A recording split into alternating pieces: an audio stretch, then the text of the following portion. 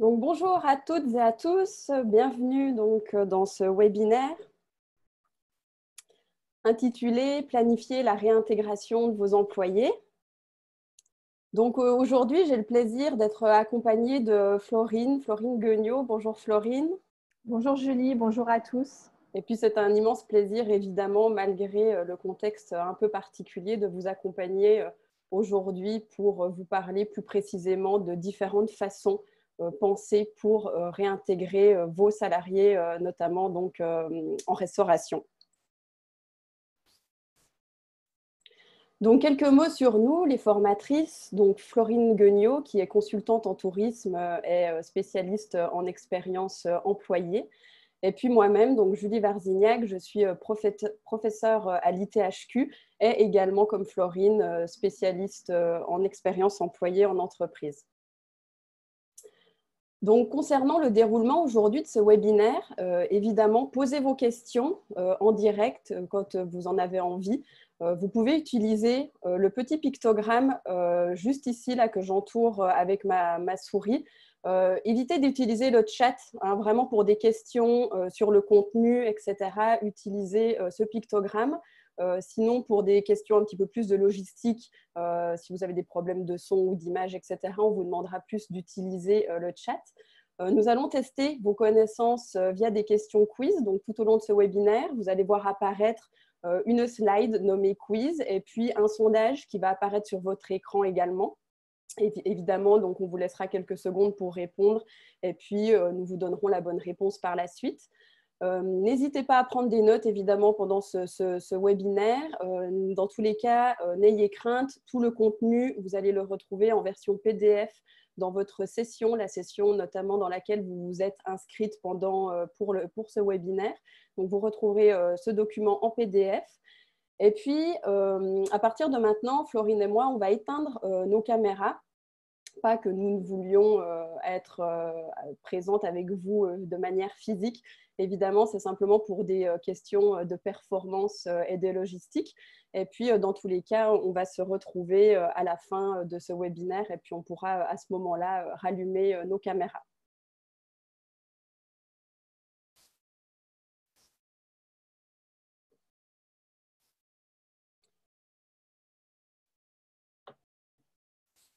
Donc, commençons par une brève mise en contexte. Ce webinaire, c'est le troisième en fait d'une série de 7.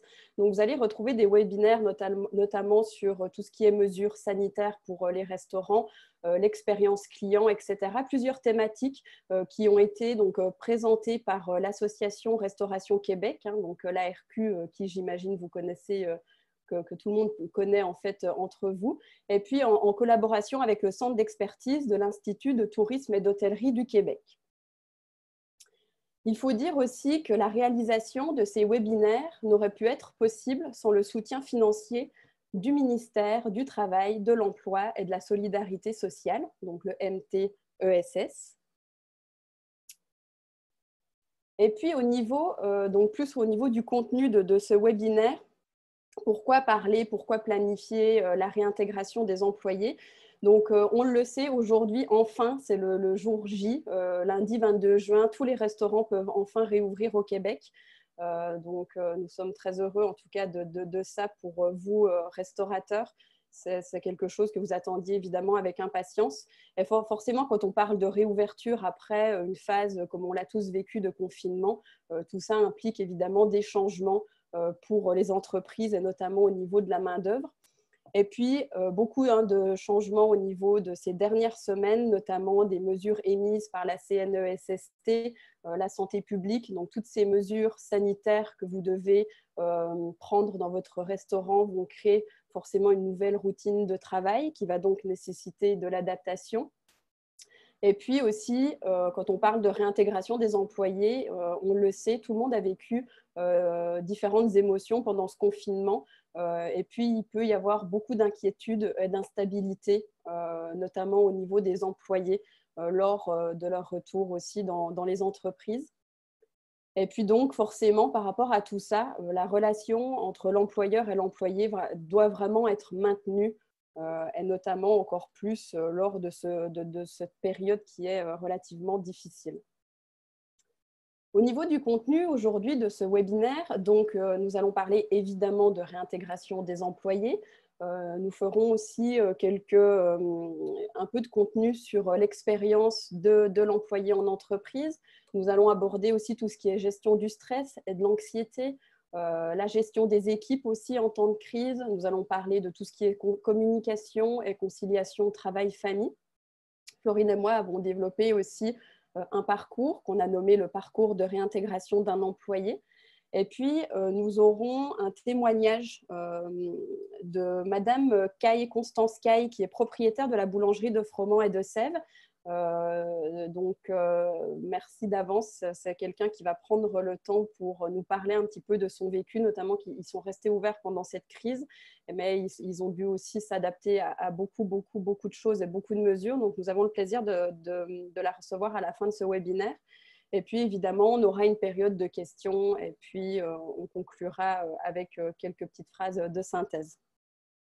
Voilà, écoutez, je vous souhaite à tous un bon webinaire. On va parler au niveau des objectifs aussi de ce webinaire. Ça va être évidemment de préparer le retour des équipes.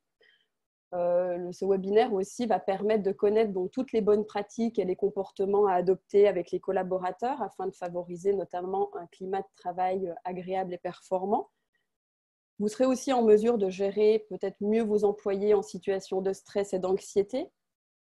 Et puis évidemment, cela permettra de maintenir l'expérience auprès des employés dans votre établissement.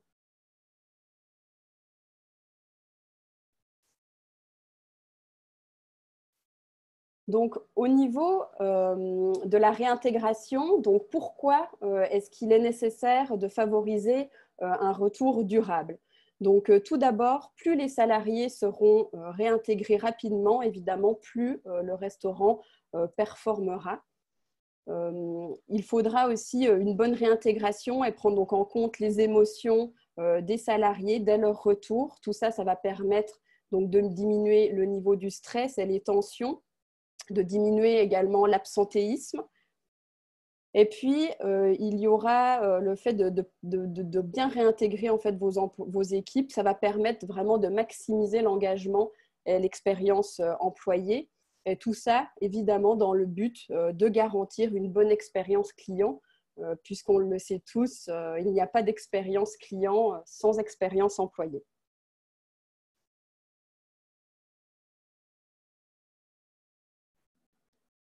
Donc, comment est-ce que les salariés perçoivent en ce moment le retour au travail? Il nous a semblé intéressant, Florine et moi, de vous présenter quelques chiffres aujourd'hui.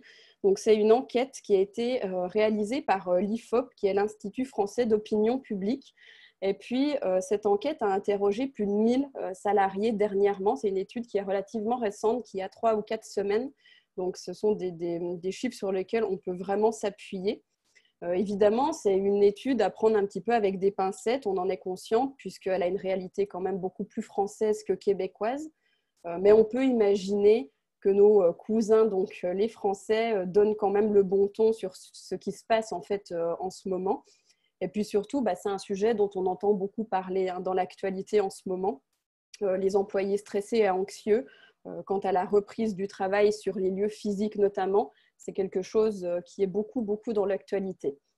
Donc, cette enquête révèle que les salariés sont plus souvent stressés. Donc, 43% des sondés l'estiment et s'estiment beaucoup plus stressés que soulagés à l'idée de retourner sur leur lieu de travail.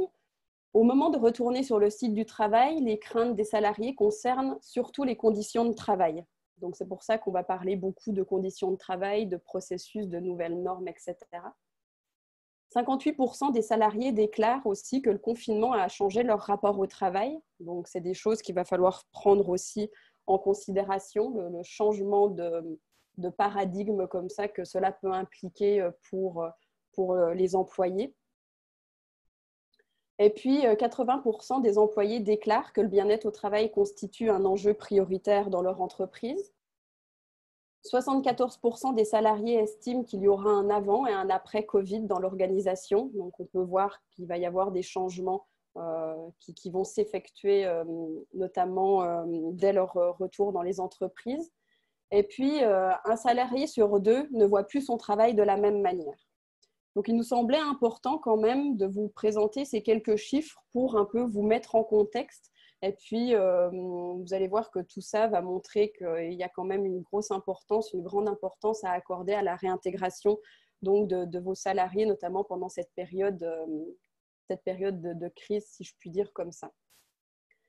Donc, il va y avoir des étapes. Les étapes de la réintégration des employés, il y a 3 étapes. Donc, la première qui va se faire à peu près 1 à 2 semaines avant le retour, qu'on va appeler l'étape de la préintégration. L'objectif de cette étape, ça va vraiment être de faciliter le retour de l'employé sur son lieu de travail.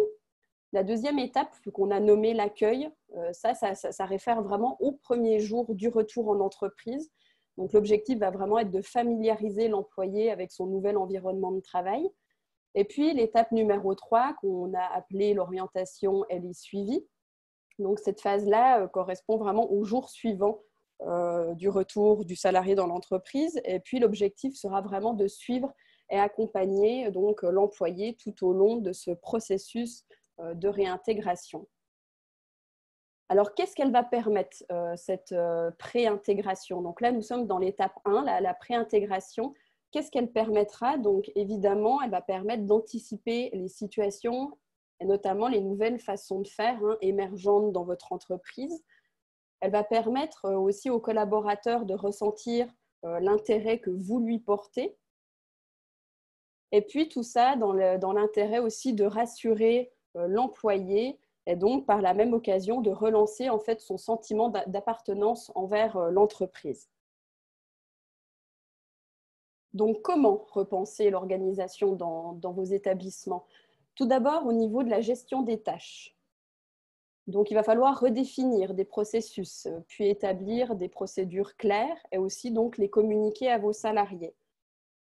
Clarifier les procédures et le nouveau fonctionnement de l'entreprise va permettre non seulement de préciser en fait la marche à suivre pour tout le monde, mais aussi d'être sur la même longueur, que ce soit vous ou vos salariés. Il va être aussi nécessaire d'évaluer en tout temps les compétences en fait, de vos employés afin de voir quel profil en fait, correspondrait mieux, par exemple, à la nouvelle assignation de tâches. Il est toujours bon de sonder aussi et de demander à ses employés ce qu'ils aimeraient faire. Si vous avez eu des remaniements d'un point de vue de tâches dans votre entreprise. Et puis, vous devez aussi favoriser la polyvalence des employés afin d'anticiper, par exemple, la relève d'un collègue absent. On le sait aujourd'hui, un simple mal de gorge qui avant n'aurait pas forcément empêché un salarié de venir travailler, aujourd'hui, le moindre symptôme, normalement l'employé doit rester chez lui. Donc un simple mal de gorge aujourd'hui pourrait peut-être affecter, pourrait peut-être plus engendrer en fait de l'absentéisme dans votre entreprise. Donc forcément, si vous favorisez la polyvalence, cela va permettre de probablement relever ce défi. Et puis, pour favoriser cette polyvalence, évidemment, il va falloir planifier des formations pour généraliser en fait les compétences de vos salariés. Il va falloir aussi redéfinir les rôles des employés. Donc tout ça, ça va être au niveau, on vous donne des exemples, pourquoi pas désigner une personne qui va maintenant s'occuper de gérer la file d'attente, de diriger les clients dans le restaurant, de s'assurer que les clients se nettoient bien et se désinfectent les mains. Rappeler l'importance aussi des informations à l'entrée, les nouvelles mesures que vous avez prises par exemple. Désigner et former une personne responsable du nettoyage. Ça, c'est des choses qui peuvent se faire aussi dans vos établissements. Cette personne, elle pourrait, par exemple, au début et à la fin de chaque service, s'assurer que tout soit conforme aux règles d'hygiène et de sécurité. Toujours dans la redéfinition des rôles du salarié, désigner une responsable par quart de travail, idéalement, qui est vraiment responsable Covid. Quand on dit responsable Covid, c'est vraiment une personne qui va s'assurer que les mesures sont prises, que les employés respectent les mesures. C'est une personne aussi qui va savoir comment réagir si un cas de Covid émerge dans votre entreprise, que ce soit d'un point de vue employé ou d'un point de vue client. Vous pouvez mettre aussi en place un système qui permet de savoir quand le client est à la porte du restaurant. Par exemple, si vous faites de la vente à emporter, vous mettez un système en place pour savoir lorsque la personne arrive devant le restaurant. Déjà, ça éviterait qu'elle rentre dans le restaurant et donc éviter les contacts avec vos employés. Puis pourquoi pas désigner un employé qui va s'assurer, lui, d'apporter la commande à l'extérieur pour le client. Pourquoi pas aussi assigner le débarrassage des tables à un busboy. Donc, vraiment d'assigner cette responsabilité à une personne qui a vraiment cette tâche tout au long du parcours du dîner ou du lunch de votre client. Ça serait une personne qui serait responsable vraiment de débarrasser les tables. Ça éviterait que l'employé, par exemple, qui était plus au service, soit aussi en contact avec les choses qui ont été touchées par les clients. Évidemment, on ne peut pas repenser l'organisation en ces temps sans parler d'aménagement, de gestion de l'aménagement. Donc, on vous conseille aussi de revoir la disposition des tables et des chaises, évidemment, pour vous assurer que les serveurs ne touchent pas les tables. Il faudrait éviter le moindre contact, effectivement, entre le serveur et les tables. Retirer tous les objets non essentiels, des objets qui peuvent être touchés aussi bien par le serveur que par le client. On essaie de retirer tout ça. Pensez à utiliser le bar, par exemple aussi les comptoirs ou encore des îlots comme zone de tampon entre la cuisine et le service. On le sait, habituellement, les serveurs sont quand même en contact assez proche avec les cuisiniers. Et puis cette façon de faire permettrait à ce que vous déposez dans un endroit attitré les plats et puis que le serveur puisse venir les chercher directement sans forcément donc avoir de contact physique avec les cuisiniers. Aussi, dans la façon de repenser votre restaurant, il va y avoir la gestion des horaires qui va être quand même assez importante. Privilégier, nous, on vous conseille vraiment de privilégier des équipes plus petites pour que le moins d'employés se retrouvent en fait en même temps sur les lieux du travail. De conserver des équipes fixes si possible. Ça va éviter que les employés soient vraiment en contact, par exemple, avec toute l'organisation. Les employés seraient en contact simplement avec quelques personnes pendant plusieurs semaines sur vos différents plannings que vous émettez. Et puis, privilégier les horaires fixes. Ça, c'est sûr que c'est des recommandations qui peuvent émerger. Décaler les heures d'arrivée en poste aussi, même si c'est quelques minutes, au lieu que votre serveur, un de vos serveurs peut rentrer à 11h, le prochain à 11h05, l'autre à 11h10. Il suffit juste de quelques minutes, ça éviterait que tout le monde arrive en même temps sur le lieu de travail, puis ça laisse le temps au serveur aussi peut-être d'aller dans le vestiaire, de se changer tranquillement, de mettre ses équipements de protection individuelle sans être en contact avec les autres personnes du restaurant.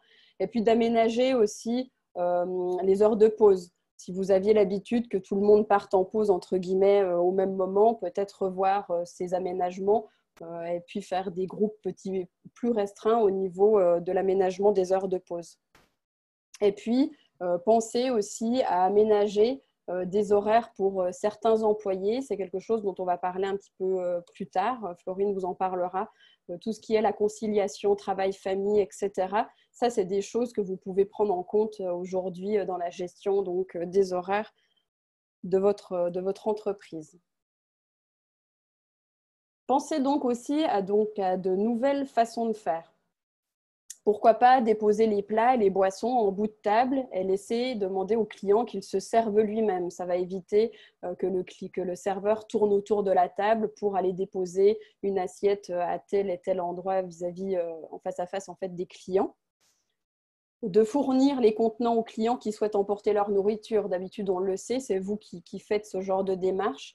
Je pense que les clients seraient quand même assez compréhensifs, dépendamment de l'établissement dans lequel vous êtes, pour lui donner tous les contenants dont il a besoin et puis que ce soit à lui peut-être de mettre dans les contenants pour éviter donc vos employés à être en contact avec les contenants qui ensuite, eux, seraient en contact avec les clients.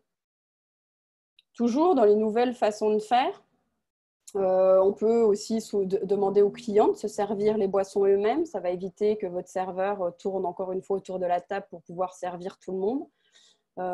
Pourquoi pas aussi enlever une chaise par table et utiliser cet espace pour que le serveur dépose les plats. Donc, le serveur déposerait vraiment les plats toujours à cette même place. Et puis, donc ça, c'était un petit peu quelques idées pour repenser un peu l'organisation de votre restaurant, donc en termes de tâches, de gestion d'horaire, de gestion de rôle de vos employés, etc.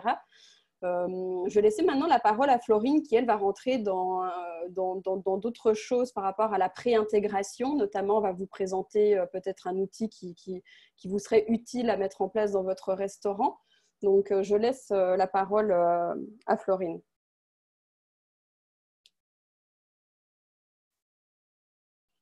Oui, merci Julie. Alors pour commencer, je vais vous afficher un petit sondage à l'écran pour savoir justement où vous en êtes par rapport à la prochaine chose dont je vais vous parler. Donc vous devez voir un sondage qui s'affiche donc, avec deux questions. La première, possédez-vous un guide de l'employé? Et puis la deuxième, avez-vous mis à jour votre guide de l'employé depuis les nouvelles mesures prises dans votre restaurant? Ou avez-vous rédigé un guide spécial Covid-19 à remettre aux employés? Alors, on vous laisse quelques minutes pour répondre.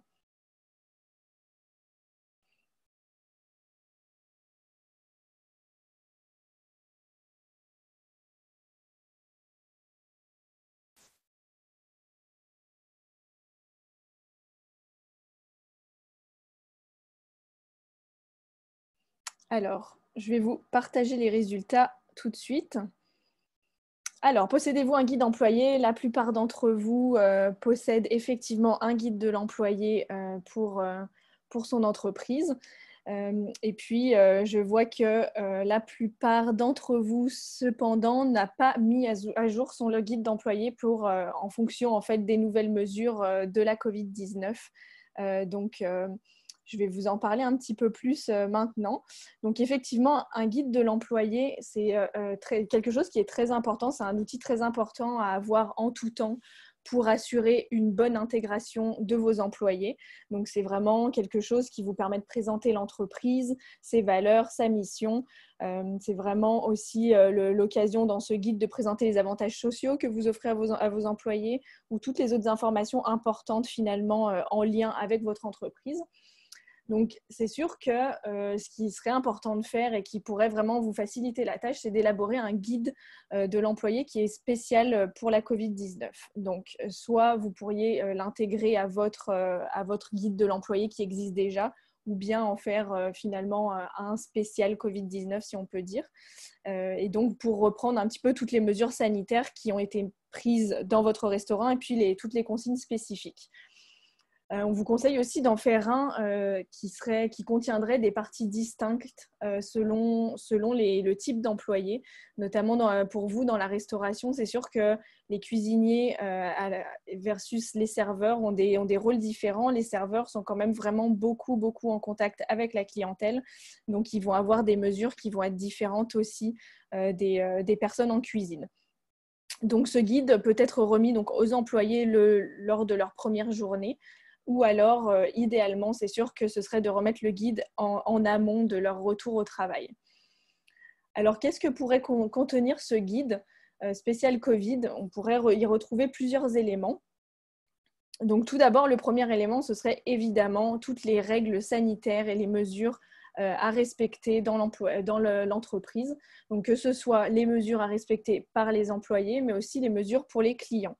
Parce qu'effectivement, vos employés vont beaucoup être là pour s'assurer que la clientèle respecte les règles sanitaires. Donc, c'est sûr qu'il faut vraiment qu'ils soient au courant de tout ce qui a été mis en place dans le restaurant. Donc, quand on parle des mesures sanitaires, c'est vraiment tout ce qui est en lien avec le lavage des mains, le respect des distanciations sociales, le port des équipements de protection individuelle.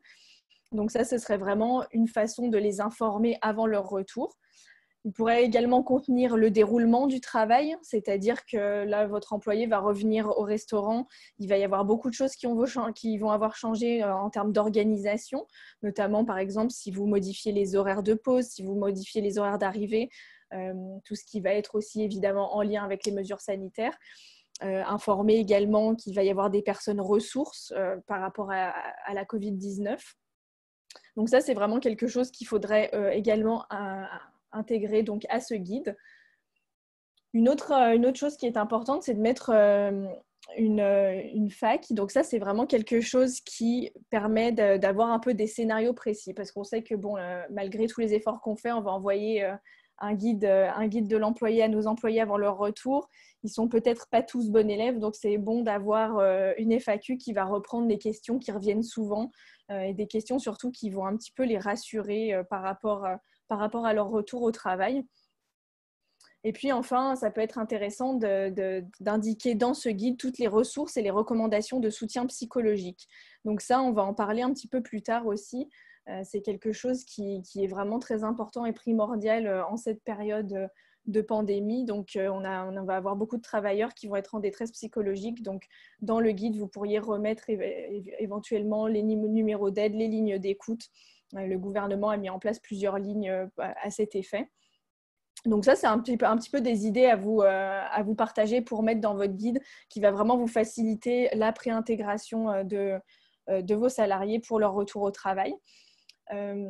C'est sûr que le guide de l'employé, ça serait intéressant de l'envoyer par courriel afin d'éviter, encore une fois, les risques de transmission parce qu'évidemment, si vous remettez en main propre, il risque d'y avoir encore un échange d'un risque de contamination. Donc, dans la mesure du possible, l'envoyer par courriel en amont, c'est vraiment la meilleure des solutions. Ensuite, donc, nous avons pensé vraiment à tout le déroulement et aux procédures à mettre en place pour la réouverture du restaurant, pour la réouverture et pour surtout l'accueil aussi des employés. Mais il faut également préparer cet accueil, cette première journée finalement. Donc, vous pourriez établir une liste des tâches à accomplir avant l'arrivée de la personne. Donc, cette liste va vraiment vous aider à ne rien oublier finalement avant l'arrivée de l'employé. Ça va permettre également aussi de guider les gérants dans l'accueil des employés, les gérants qui vont vous aider dans cet accueil. Donc, cette liste de tâches va vraiment vous permettre de vous libérer l'esprit et puis d'automatiser un petit peu la procédure d'accueil. Pour organiser l'arrivée en poste, veillez également à ce que tout le matériel soit disponible et installé pour le retour de l'employé. Donc, tout le matériel, évidemment, encore une fois, en lien avec les mesures sanitaires. Donc, ça va être les équipements de protection individuelle, les produits de nettoyage, de désinfection, etc. Un rappel pour les équipements de protection individuelle en restauration, ils sont vraiment obligatoires au service et en cuisine. Donc, on vous rappelle bien que, j'imagine que vous le savez, mais que donc les protections oculaires et le masque de procédure sont obligatoires. Donc, ça, c'est vraiment à se souvenir. On continue dans la préintégration, donc cette fois-ci, c'est une étape qui est vraiment importante aussi, une étape plutôt, une façon de faire qui est très importante. Communiquer. Donc, communiquer surtout quelques jours avant la reprise. Donc, dans un premier temps, posez des questions à votre employé. Demandez-lui comment il se sent, comment il a vécu le confinement. Ces questions-là vont vous permettre d'identifier déjà en amont toutes les personnes qui sont susceptibles de se sentir oppressées ou qui sont stressées. Et vous, ça va vous permettre déjà, premièrement, de le rassurer avant son retour. Et puis, deuxièmement, ça va vous permettre aussi de prévoir quelles personnes vont nécessiter peut-être un peu plus d'attention dès leur retour. Vous pouvez également rappeler à votre employé d'être prudent et de rester chez lui s'il a le moindre doute sur sa santé. Donc évidemment, dans les mesures de précaution, toute personne qui a des symptômes qui peuvent être s'apparenter à la Covid-19 ou qui a été en contact avec des personnes pouvant avoir la Covid-19 est appelée à rester chez elle et à ne pas aller au travail. Donc ça, évidemment, rappelez-le. On ne veut pas qu'un employé se présente au travail alors qu'il a vraiment beaucoup de symptômes. Ça pourrait semer la panique parmi vos autres employés et ça pourrait vous entraîner d'autres problèmes de gestion pour vous par la suite. Toujours quelques jours avant la reprise, expliquez-lui comment se passera son retour et les mesures évidemment sanitaires qui ont été prises. C'est important de lui expliquer comment va se passer le retour parce que lui, il faut se mettre à la place de la personne qui va revenir dans son environnement de travail et il y aura vraiment beaucoup de changements. Donc, c'est vraiment, on sait que le changement, c'est déstabilisant. Donc, le fait de lui en parler en amont et puis de vraiment tout lui expliquer, ça va permettre de rassurer la personne. Et enfin, évidemment, répondez à toutes ces interrogations. Toujours dans la communication en amont de son retour, rappeler les obligations de l'employé. Donc, le respect des mesures sanitaires, par exemple. Donc, encore une fois, je vous rappelle que selon la loi sur la santé et la sécurité au travail, un employé est vraiment tenu de mettre tout en œuvre pour protéger sa propre santé, sa sécurité et son intégrité physique. Donc, c'est-à-dire qu'il est vraiment tenu de porter les équipements de protection et de respecter ce que vous lui demandez de faire. Envoyer par courriel le guide de l'employé, comme je vous le disais précédemment. Créer un groupe Facebook privé aussi, ça c'est quelque chose qui est intéressant, plusieurs entreprises l'ont fait, donc ça permet vraiment de créer un espace d'échange entre les employés et les gestionnaires, donc que ce soit avant leur retour ou même une fois qu'ils sont revenus au travail, c'est quelque chose qui est assez intéressant justement pour, c'est comme un exutoire finalement, puis tout le monde peut poser ses questions librement. Donc finalement, tout ce qu'on vous dit là, c'est vraiment qu'il faut encadrer et informer votre personnel. Il faut vraiment se mettre à sa place. On ne veut pas que votre employé arrive le premier jour de son retour sans avoir eu de contact, en tout cas d'avoir simplement eu un coup de fil, bon tu reviens telle journée. C'est vraiment important de se mettre à sa place et d'imaginer le niveau de stress face à l'incertitude en fait qu'il peut vivre. Donc voilà un petit peu pour la préintégration de vos employés. Après ça, on passe à l'étape d'accueil. Donc, la première étape, quand l'employé revient le premier jour du travail, c'est d'avoir… je remets le guide de l'employé, évidemment.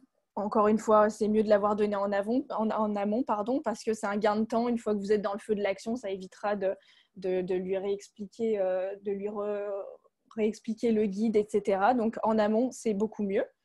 Présenter les nouveaux objectifs de l'entreprise, les tâches, les nouvelles mesures de santé, les mesures de sécurité au travail également. Donc, tout ça, c'est vraiment important. Mais ce qui est vraiment primordial le jour de son retour, c'est la formation. Donc, la formation sur le lieu de travail, c'est sûr que vous allez avoir expliqué, vous allez avoir envoyé le guide de l'employé. Là, il est important de lui montrer comment faire finalement. Donc, il ne faut vraiment pas couper de temps sur la formation parce que ça va vraiment vous sauver des problèmes finalement par la suite avec des employés qui ne respectent pas correctement les mesures sanitaires, etc. Donc, idéalement, avoir planifié vos formations, que ce soit en créant des pamphlets de procédures que vous allez partager au personnel ou en organisant une formation sur place même avant le retour. Si vous avez plusieurs employés qui reviennent en même temps, par exemple, vous pourriez faire des formations groupées en respectant les distances de sécurité, évidemment. Donc tout ça, ça va vous permettre d'éviter tous les malentendus, la confusion et puis un mauvais respect des consignes.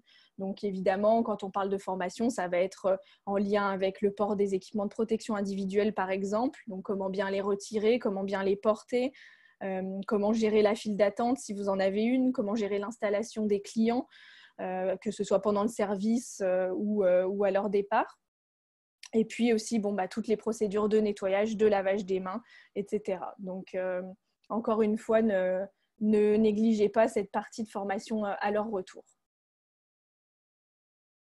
À leur retour également, premier jour, accompagnez votre employé. Donc, pendant sa première journée, c'est vraiment important d'être là. Si vous n'êtes pas trop disponible, vous pouvez le jumeler avec un collègue qui est déjà à l'aise avec les mesures et les habitudes de travail. Donc, vos employés ne vont sûrement pas tous revenir en même temps.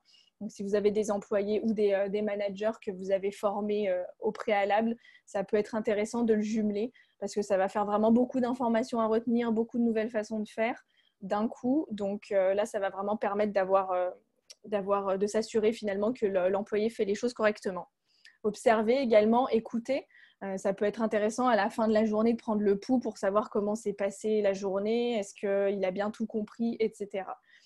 Donc ça, c'est intéressant toujours pour l'accueil.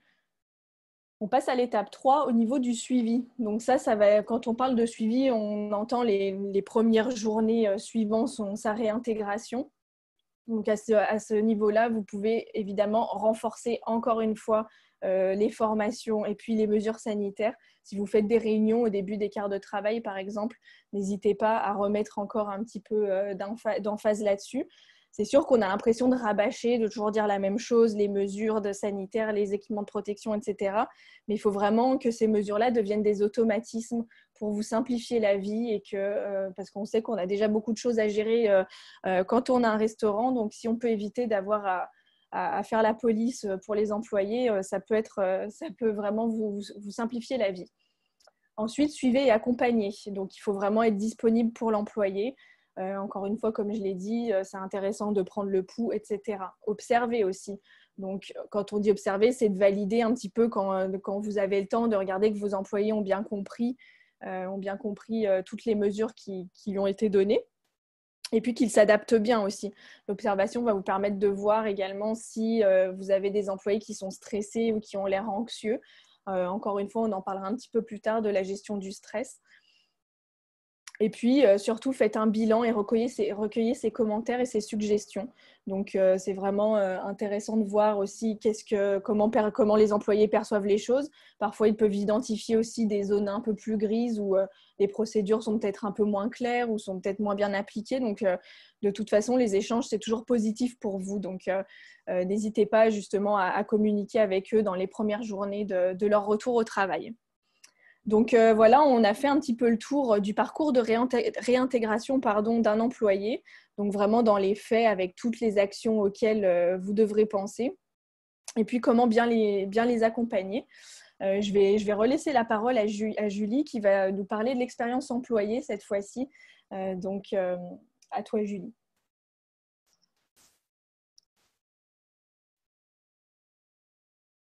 Oui, donc avant de parler de gestion de stress, d'anxiété, etc., il était important de rappeler un petit peu quelques notions, notamment vis-à-vis de l'expérience employée. C'est quelque chose dont on entend beaucoup, beaucoup parler ces dernières années. Avant la Covid, on en entendait encore plus parler. Et puis, avec toutes les mesures qui sont en train de changer dans les entreprises, on assiste à donc des nouvelles façons de faire. Forcément, l'expérience employée est vraiment en ligne de front. Avant toute chose, on a une petite question pour vous. Et puis, elle va s'afficher à l'écran. On se demandait, pour vous, qu'est-ce que l'expérience employée? Donc, est-ce que c'est tout ce que vit l'employé pendant son quart de travail? Est-ce que c'est tout ce que vit et ressent l'employé en contact avec l'entreprise, que ce soit avant, pendant ou après son arrivée dans l'entreprise?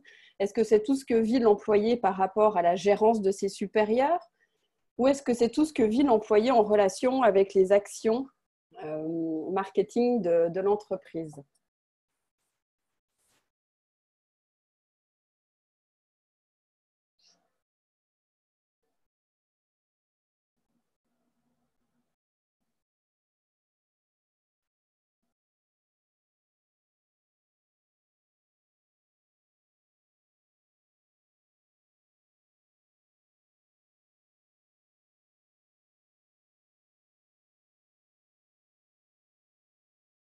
On vous laisse quelques secondes encore. Donc, selon vous, qu'est-ce que l'expérience employée?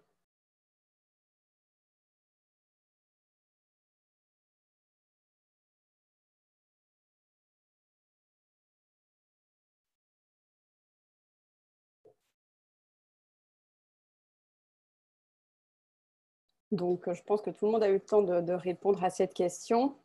On va partager les résultats. Donc, super. Écoutez, vous avez tous et toutes la bonne réponse. Ça nous fait bien plaisir, à Florine et moi, qui sommes un peu spécialistes de ce domaine-là, de l'expérience employée, que vous sachiez que, évidemment, c'est tout ce que vit et ressent un employé au contact avec l'entreprise, que ce soit avant, pendant ou après son arrivée dans l'entreprise. Et puis, donc, il y a des moments de vérité. Comme il va y avoir des moments de vérité pour un parcours client, ça, c'est un schéma qui a été conçu par Sylvie Bédard et Louise Bourget dans le cadre de différentes études de l'expérience employée. Elles se sont beaucoup basées sur l'expérience client pour établir ce parcours, en fait.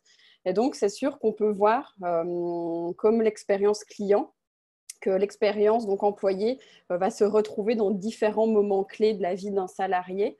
Que ce soit la phase de avant son intégration dans l'entreprise, donc on pourrait parler aujourd'hui de avant sa réintégration dans l'entreprise, que ce soit le début, le pendant ou à la fin s'il y en a une, Hein, il y a des études qui montrent qu'à peu près la moyenne de vie d'un salarié dans une entreprise, c'est à peu près 3 ou 4 ans. Donc, toutes ces phases, en fait, il va dans toutes ces phases, donc que ce soit le avant, début, pendant ou la fin, il va y avoir en fait des interactions et des expériences vécues dans le quotidien professionnel finalement d'un salarié. Et donc, c'est très important de prendre en compte en fait tous ces moments clés de vérité. Et puis, évidemment, pas d'expérience client sans expérience employée. Une statistique qui nous semble très intéressante. Je ne sais pas si vous le saviez, mais en moyenne, une augmentation de 2% de la satisfaction des employés donne lieu à une augmentation de 1% de la satisfaction des clients.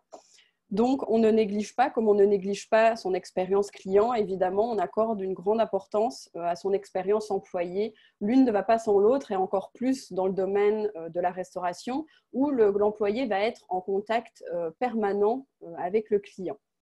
On peut voir donc ce schéma, vous allez avoir votre expérience client, votre expérience employée. Et tout ça, en fait, ça va vraiment faire une expérience, créer une expérience dans votre entreprise. Ça va la faire performer. Et puis, donc, on n'oublie pas que la performance d'un employé passe évidemment par son bien-être dans l'entreprise. Donc, pourquoi s'intéresser à l'expérience employée? On l'a dit, c'est un sujet actuel qui est au cœur donc, des transformations organisationnelles des entreprises. Je le répète que c'est intimement lié à l'expérience client. Et puis, ça va être un levier d'engagement, de rétention et de productivité. Hein, plus vos employés, vos collaborateurs vont vivre une belle expérience au sein de votre entreprise, plus ils vont rester dans cette entreprise et plus ils vont faire perfectionner l'entreprise. Et puis, ça peut être aussi une stratégie prisée pour détenir un véritable avantage concurrentiel. Aujourd'hui, on le sait, c'est l'employé qui magasine, si je puis dire comme ça, son emploi, son entreprise. Et si cet employé a écho qu'il y a une forte expérience employée, une expérience employée en tout cas solide, avec une marque employeur aussi solide dans votre entreprise, vous avez toutes les chances pour que cette personne vienne travailler chez vous au lieu d'aller ailleurs. Donc, l'expérience employée, elle répond, on l'a compris, à certains enjeux. Ça, donc, je l'ai déjà dit au préalable, excusez-moi, on se répète un petit peu.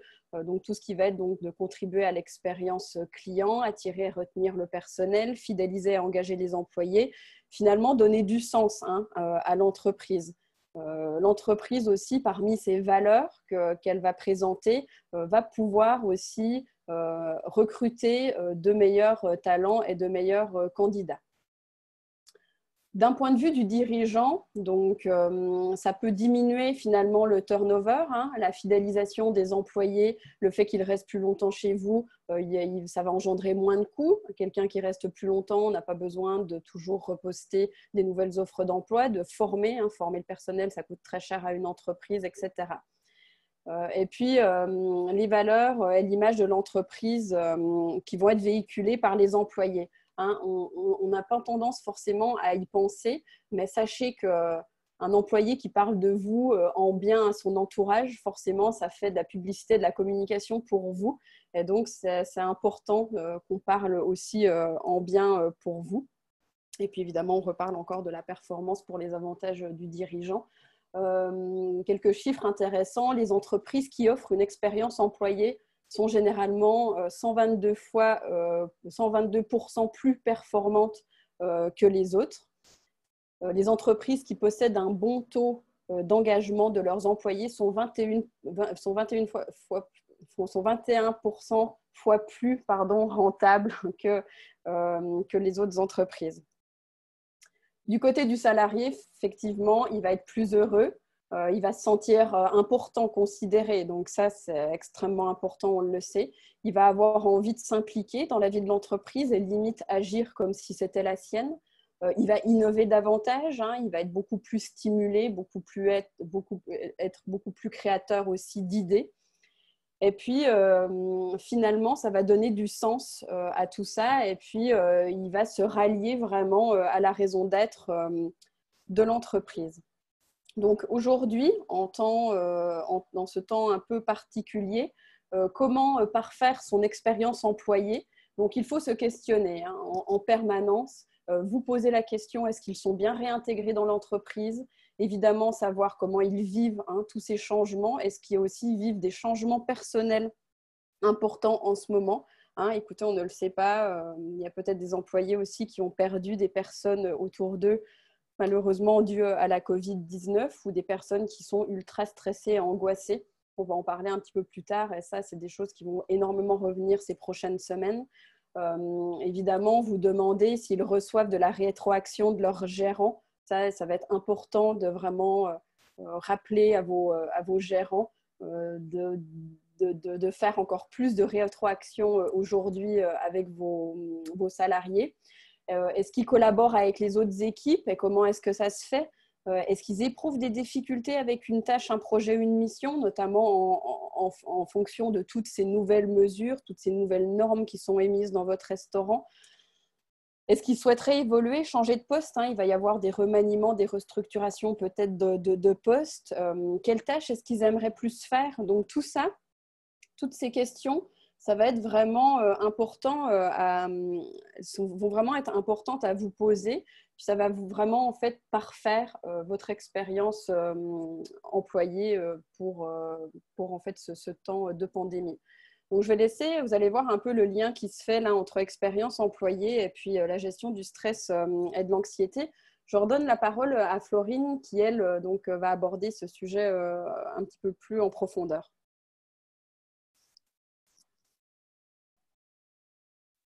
Oui, alors la gestion du stress et de l'anxiété, effectivement, donc on passe à un aspect qui est très important depuis le début de cette pandémie. Comme le disait Julie, le climat de travail est en tout temps primordial dans une entreprise, évidemment, pour le bon fonctionnement de votre entreprise. Mais durant cette période, il est important de porter une attention particulière au climat de travail. Donc, quand on parle de climat de travail, ce sont à la fois les relations entre l'employeur et ses employés, mais aussi entre les employés entre eux, évidemment. Ces relations doivent être harmonieuses parce que ça se ressent beaucoup sur la clientèle, évidemment. Donc, on va commencer pour rebondir un peu sur l'expérience employée et sur ce que disait Julie sur les émotions de l'employé. Donc, évidemment, une personne, un travailleur vit différentes émotions et a différentes perceptions lorsqu'il travaille dans une entreprise. Donc, ces émotions, elles se manifestent vis-à-vis de différentes choses. Ça peut être les procédures, son environnement de travail, ses collègues, l'organisation en général, les valeurs de l'entreprise, etc. Donc, finalement, l'émotion d'un employé, c'est vraiment ce qu'il perçoit, ce qu'il pense, vit, ressent dans les moments clés de son parcours au sein de l'entreprise. Donc, vous voyez qu'il y a vraiment un lien avec l'expérience employée, puisque l'expérience employée, c'est vraiment du ressenti, du vécu. Donc, on est vraiment dans l'émotionnel. Donc, en temps normal, un employé a différentes émotions envers une entreprise. Donc, si vous avez une bonne expérience employée, on espère que les émotions sont toutes positives. Mais bon, il y a tout un tas d'émotions qui peuvent se ressentir, la déception, de la satisfaction, de la reconnaissance, de la fierté aussi. Donc, ces émotions, elles ont vraiment une incidence et des conséquences pour le salarié et pour l'entreprise aussi. En ce moment, dans un contexte comme ça incertain avec la Covid-19, donc notamment avec simplement le contexte et puis aussi avec tout ce qu'on entend dans les médias, il y a eu vraiment beaucoup d'anxiété. Donc, c'est un peu les émotions qui peuvent se présenter chez vos employés à l'heure actuelle. Donc, la peur, le stress, l'insécurité, la tristesse, etc. Donc, vraiment, on voit qu'on évolue dans un milieu qui est un peu anxiogène. Et c'est sûr qu'en tant que dirigeant d'entreprise, on a vraiment envie que nos employés se sentent bien au travail pour justement, l'objectif derrière ça, c'est vraiment que notre entreprise soit quand même performante. Donc, on va vous présenter un petit peu tout ce qui est les tensions liées au travail finalement dans le temps de la Covid-19. Donc, en tout temps, il est naturel que les tensions se développent entre les personnes au travail. D'ailleurs, le stress est responsable de 34% des conflits au travail. Donc, c'est quand même pas négligeable. Et puis actuellement, c'est sûr que la pandémie, elle peut augmenter les risques de tension ou exacerber un peu les tensions existantes, puisque le niveau de stress en période de pandémie, il est beaucoup plus élevé.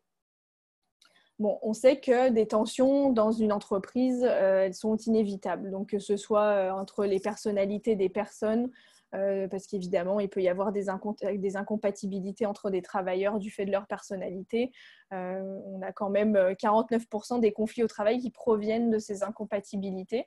Donc, c'est quand même pas négligeable. Et puis, sachant que le niveau de stress donc, qui est plus élevé pendant cette période de pandémie, c'est vraiment aussi quelque chose qui va exacerber des traits de caractère chez certaines personnes. Donc, si on a une personne qui a tendance à être un peu plus, qui a s'énerver un peu plus, là, le stress va décupler ce sentiment. Pareil pour des personnes qui sont peut-être un peu plus réservées, elles vont peut-être plus se renfermer sur elles-mêmes. Donc, c'est sûr qu'on voit qu'on est vraiment dans un contexte où on est vraiment face à de l'instabilité émotionnelle. Et puis, il y a évidemment des éléments déclencheurs au stress en général. Donc, ces déclencheurs, ils sont souvent identifiés comme étant l'imprévisibilité, un contrôle faible, la nouveauté et puis avoir son ego qui est menacé. Donc, si on regarde un peu dans le contexte de la Covid-19, on remarque quand même qu'on a trois déclencheurs de stress qui sont présents parmi ces quatre-là. Donc, l'imprévisibilité, le contrôle faible et puis la nouveauté. Donc, on comprend un peu mieux pourquoi les employés peuvent être stressés ou anxieux en cette période. Donc, il est important quand on remarque qu'un employé semble être en détresse psychologique, il est important premièrement de s'en rendre compte. Donc, il y a différents signaux des symptômes un peu de détresse psychologique qui peuvent être classés en 3 catégories, donc une catégorie physique, psychologique et comportementaux. Donc, dans la catégorie physique, ça va vraiment être tout ce qui est les maux de tête, les douleurs dans la nuque, des troubles gastro-intestinaux, de la perte d'appétit, des troubles du sommeil. Parmi les signes psychologiques, on a la négativité, l'impression d'être dépassé. Si vous avez des employés qui vous disent constamment qu'ils n'arrivent pas à suivre, qu'ils en ont trop, etc., ça peut être un signe de détresse psychologique. On a aussi le découragement, la tristesse ou la colère, et puis l'inquiétude et l'insécurité, évidemment. Au niveau des signes comportementaux, ça peut être un repli sur soi. Les personnes peuvent également être irritables ou agressives. Donc, ça, c'est les signes comportementaux, c'est quand même les signes que vous pouvez vous remarquer plus facilement d'un point de vue extérieur. Il peut y avoir aussi une augmentation de substances comme de l'alcool, des drogues ou des médicaments. Donc, c'est sûr qu'il y a certains signes qui vont être difficiles à détecter, mais au niveau des signes comportementaux, par exemple, c'est des signes qui sont quand même plus faciles à repérer si vous observez bien vos employés, si vous échangez avec eux. Donc, si vous remarquez ce type de symptômes chez un employé, en concordance notamment avec un changement en plus de ça dans sa situation de travail ou dans ses habitudes, s'il a changé de poste, s'il a des nouvelles tâches, etc., ça peut être un indicateur de détresse psychologique. Donc, quand on identifie une personne comme ça qui semble en détresse, il faut réagir face à un employé. Donc, les étapes à faire, premièrement, ça pourrait être d'avoir un plan, donc de montrer vraiment aux collaborateurs que vous êtes informés et que vous regardez vers l'avenir. Vous, en tant que gérant ou en tant que patron, vous êtes vraiment un petit peu le phare de l'entreprise, donc il faut vraiment que vous soyez rassurant et que vous soyez là pour les employés. Il faut être à l'écoute de l'employé, sans jugement et avec empathie. Donc, même si vous n'êtes pas anxieux, vous n'êtes pas stressé, surtout ne pas juger le stress d'un employé par rapport à la situation. Inviter l'employé à partager ses inquiétudes. Donc, comme on le disait un peu plus tôt, l'échange et la communication, c'est vraiment quelque chose de très important. Et puis, rassurer au mieux. Donc, évidemment, en utilisant ce que vous pouvez, en leur rappelant que la plupart des personnes qui sont atteintes de la Covid guérissent très bien. Vous pouvez aussi repasser en revue les mesures sanitaires avec lui pour lui donner ce sentiment un peu plus de sécurité. Il faut également être compréhensif. Parce qu'évidemment, comme je disais, c'est pas parce que nous, on a l'impression de ne pas être stressé ou que les autres employés ne sont pas stressés que ça ne veut pas dire qu'on ne peut pas l'être. Un élément qui est important aussi quand quelqu'un est stressé ou anxieux, ça va être vraiment de montrer sa reconnaissance aussi. Ça met un peu de positif dans cette situation. Vous pouvez proposer de l'aide aussi en référant des ressources spécialisées comme les cellules de soutien ou les lignes d'écoute. Et puis surtout, prenez des nouvelles et faites un suivi. Donc, si vous avez référé un employé à, par exemple, une ligne d'écoute ou si vous avez fait différents échanges avec lui, faites un suivi par la suite quelques jours après pour savoir si ça va mieux, comment il se sent, etc. Il ne faut pas le laisser en fait s'enfoncer dans son stress et son anxiété. Évidemment, gardez toujours en tête que la situation est exceptionnelle et déstabilisante. Donc, on est vraiment dans un contexte particulier. Donc, ça, c'est vraiment à ne pas oublier. Dans les choses à ne pas faire face à un employé qui est stressé, ne minimisez surtout pas l'émotion de la personne. Il ne faut pas le prendre à la légère, surtout pas. Il ne faut pas banaliser la situation sanitaire non plus. C'est-à-dire qu'il ne faut pas dire bon, bah, c'est bon, c'est derrière nous, la Covid-19, etc. Donc, vraiment, ça, ce n'est pas une bonne stratégie. Ne comparez pas la personne à d'autres employés qui réagissent mieux non plus. Donc, n'allez pas lui dire bon, bah, Jean, lui, ça va, il n'est pas stressé, puis il est revenu en même temps que toi. Donc, ça, c'est vraiment quelque chose qui ne va pas lui rendre service du tout. Et puis, évidemment, ne perdez pas votre sang-froid. On note, là, on avait une information, un pourcentage qui nous venait aussi de l'étude dont Julie parlait un peu plus tôt, qui nous disait que 70% des femmes ressentaient l'inquiétude, la fatigue, du stress ou du surmenage, contre seulement 49% des hommes. Donc, on voit qu'il peut y avoir également des différences en fonction du sexe de vos employés. Donc, vous pouvez peut-être être un peu plus à l'écoute, par exemple, de certains employés que vous sentez peut-être un peu plus fragiles psychologiquement. Ici, on vous a remis des ressources utiles sur le site de l'Alliance du tourisme. Il y a vraiment beaucoup d'outils en fait, qui peuvent vous être utiles pour votre réouverture. Donc là, on vous a remis le document d'information pour le soutien psychologique. Il y a les numéros de téléphone, etc. Et puis des conseils. Et puis, on a remis également les mesures utilisées pour minimiser les répercussions des réactions de stress ou d'anxiété. Donc ça, c'est une liste un peu que vous pouvez utiliser pour vous assurer que vous avez mis en place les bonnes pratiques. Donc, il y a les liens cliquables si vous voulez obtenir ces documents. Simplement, cliquez sur l'image et puis vous aurez le document. Pour clôturer un petit peu la gestion du stress, une petite question pour tester vos connaissances encore une fois qui va s'apparaître. Donc, c'est une mise en situation. L'un de mes employés montre des signes d'anxiété élevés au travail. Que dois-je faire? Donc, c'est une question, un choix multiple. Vous pouvez sélectionner plusieurs réponses. Premièrement, j'essaye de minimiser les impacts de la Covid-19 pour le rassurer. Deuxièmement, j'encourage l'employé à partager ses questions et ses préoccupations. Je prévois des moments d'échange réguliers pour anticiper les inquiétudes futures. Ou bien, je propose à l'employé de rentrer chez lui.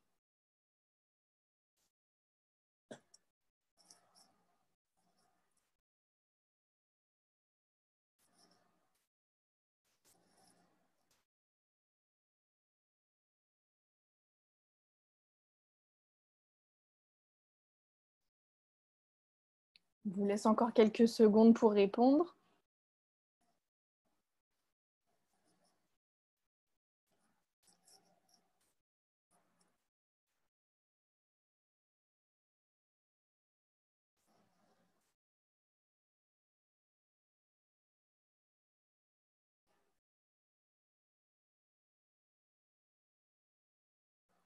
Voilà, je pense que tout le monde a eu le temps de répondre.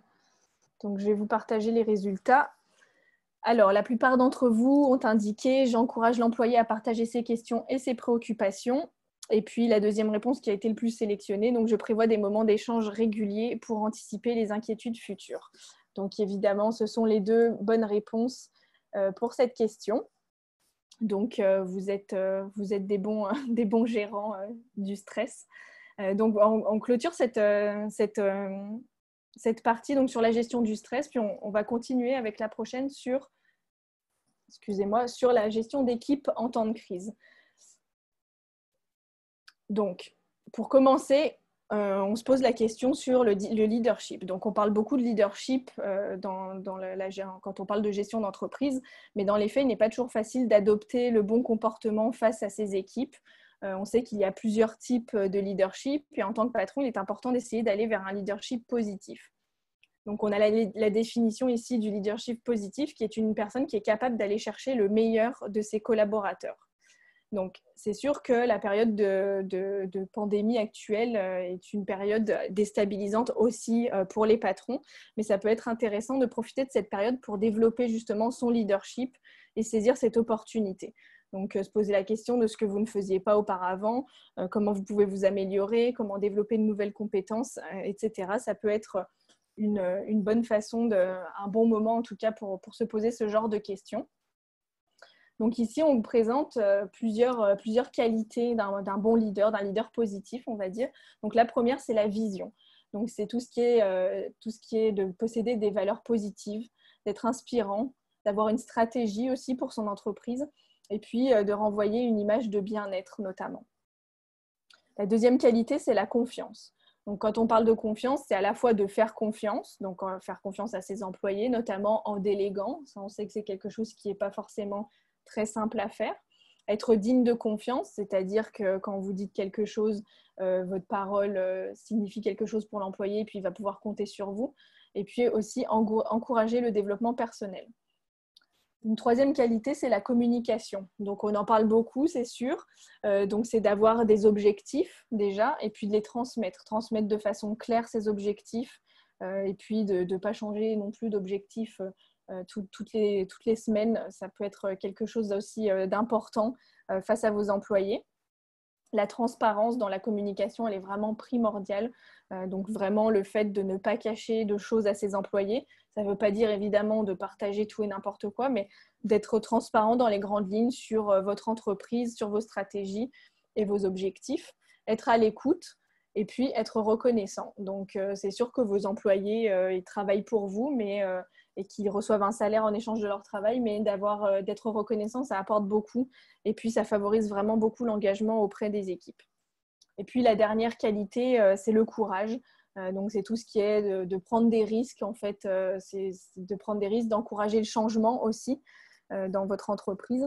Et puis, l'adaptabilité, donc d'être capable de vous adapter, notamment en ce moment. Je pense que là, on est vraiment dans une situation où il faut être capable de s'adapter assez rapidement.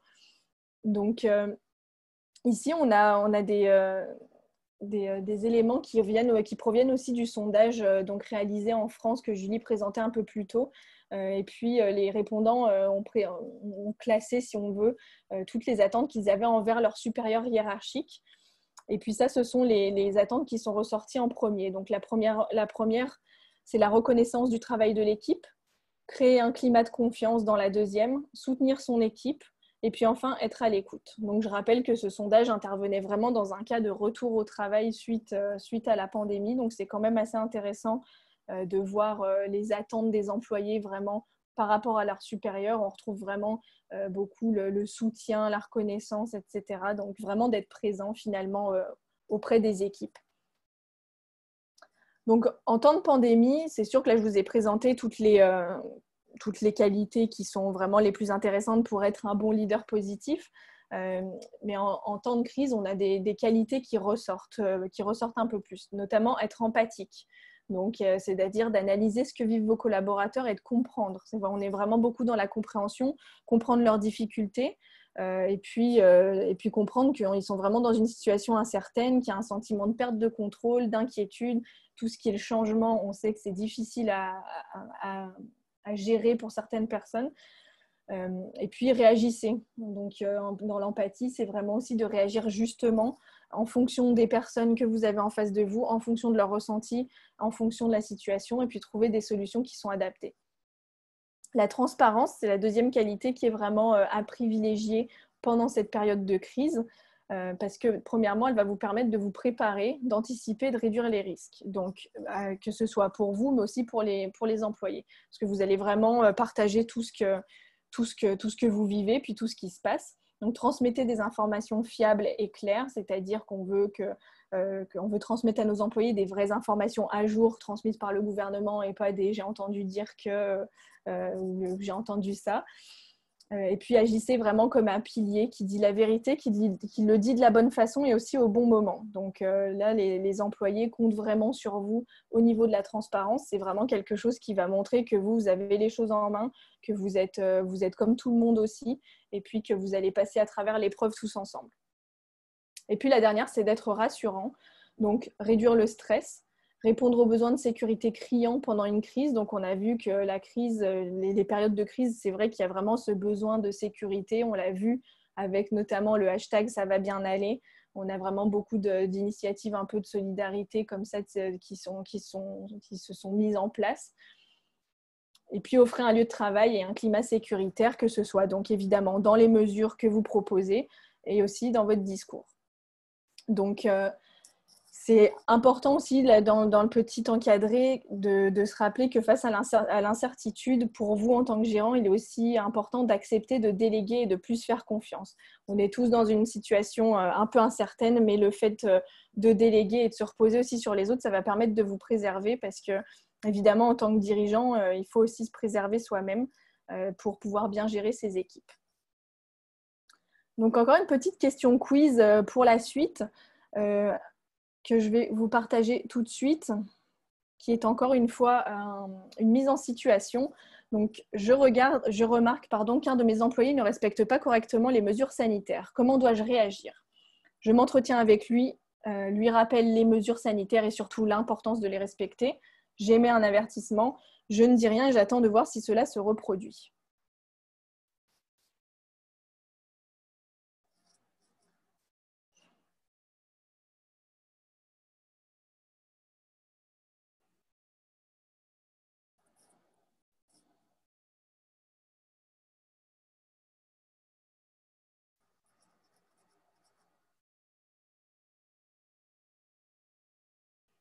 Alors, on vous laisse quelques secondes. On aura une autre question suite à celle-ci.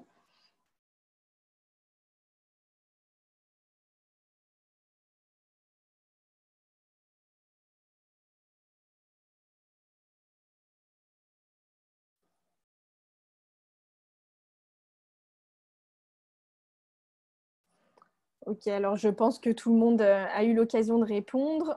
Je vous partage les résultats. Donc, la plupart d'entre vous ont indiqué « Je m'entretiens avec lui, lui rappelle les mesures sanitaires et surtout l'importance de les respecter. » Donc,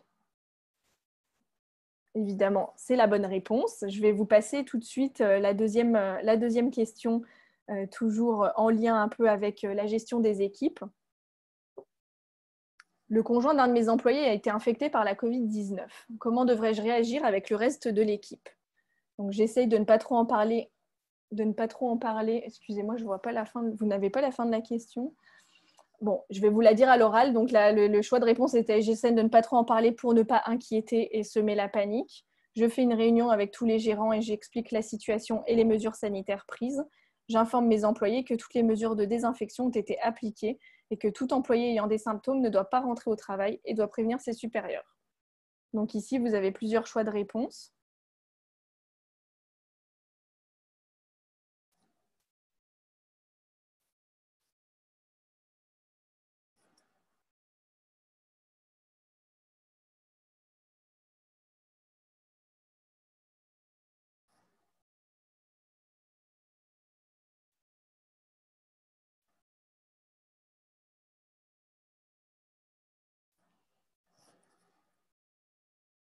Alors, donc la plupart d'entre vous ont répondu, donc la dernière possibilité: j'informe mes employés que toutes les mesures de désinfection ont été appliquées et que tout employé ayant des symptômes ne doit pas rentrer au travail et doit prévenir ses supérieurs.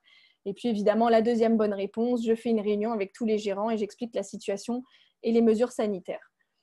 Donc, c'est sûr que c'est du bon sens quand même, mais vous savez, on peut parfois se retrouver dans des situations un peu particulières et puis la panique peut vite se présenter lorsqu'on a ce type de contexte. Donc, évidemment, il faut toujours garder en tête qu'il faut bien communiquer dans un premier temps, de toujours ne pas essayer d'atténuer la situation, mais vraiment être transparent. On insiste vraiment sur la transparence.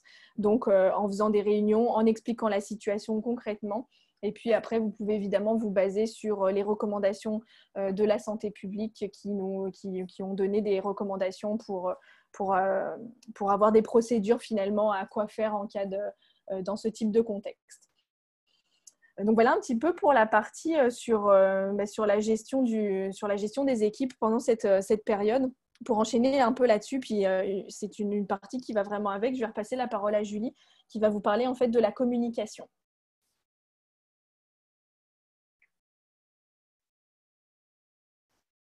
Donc, concernant la communication, Florine en a quand même beaucoup parlé déjà dans les parties précédentes.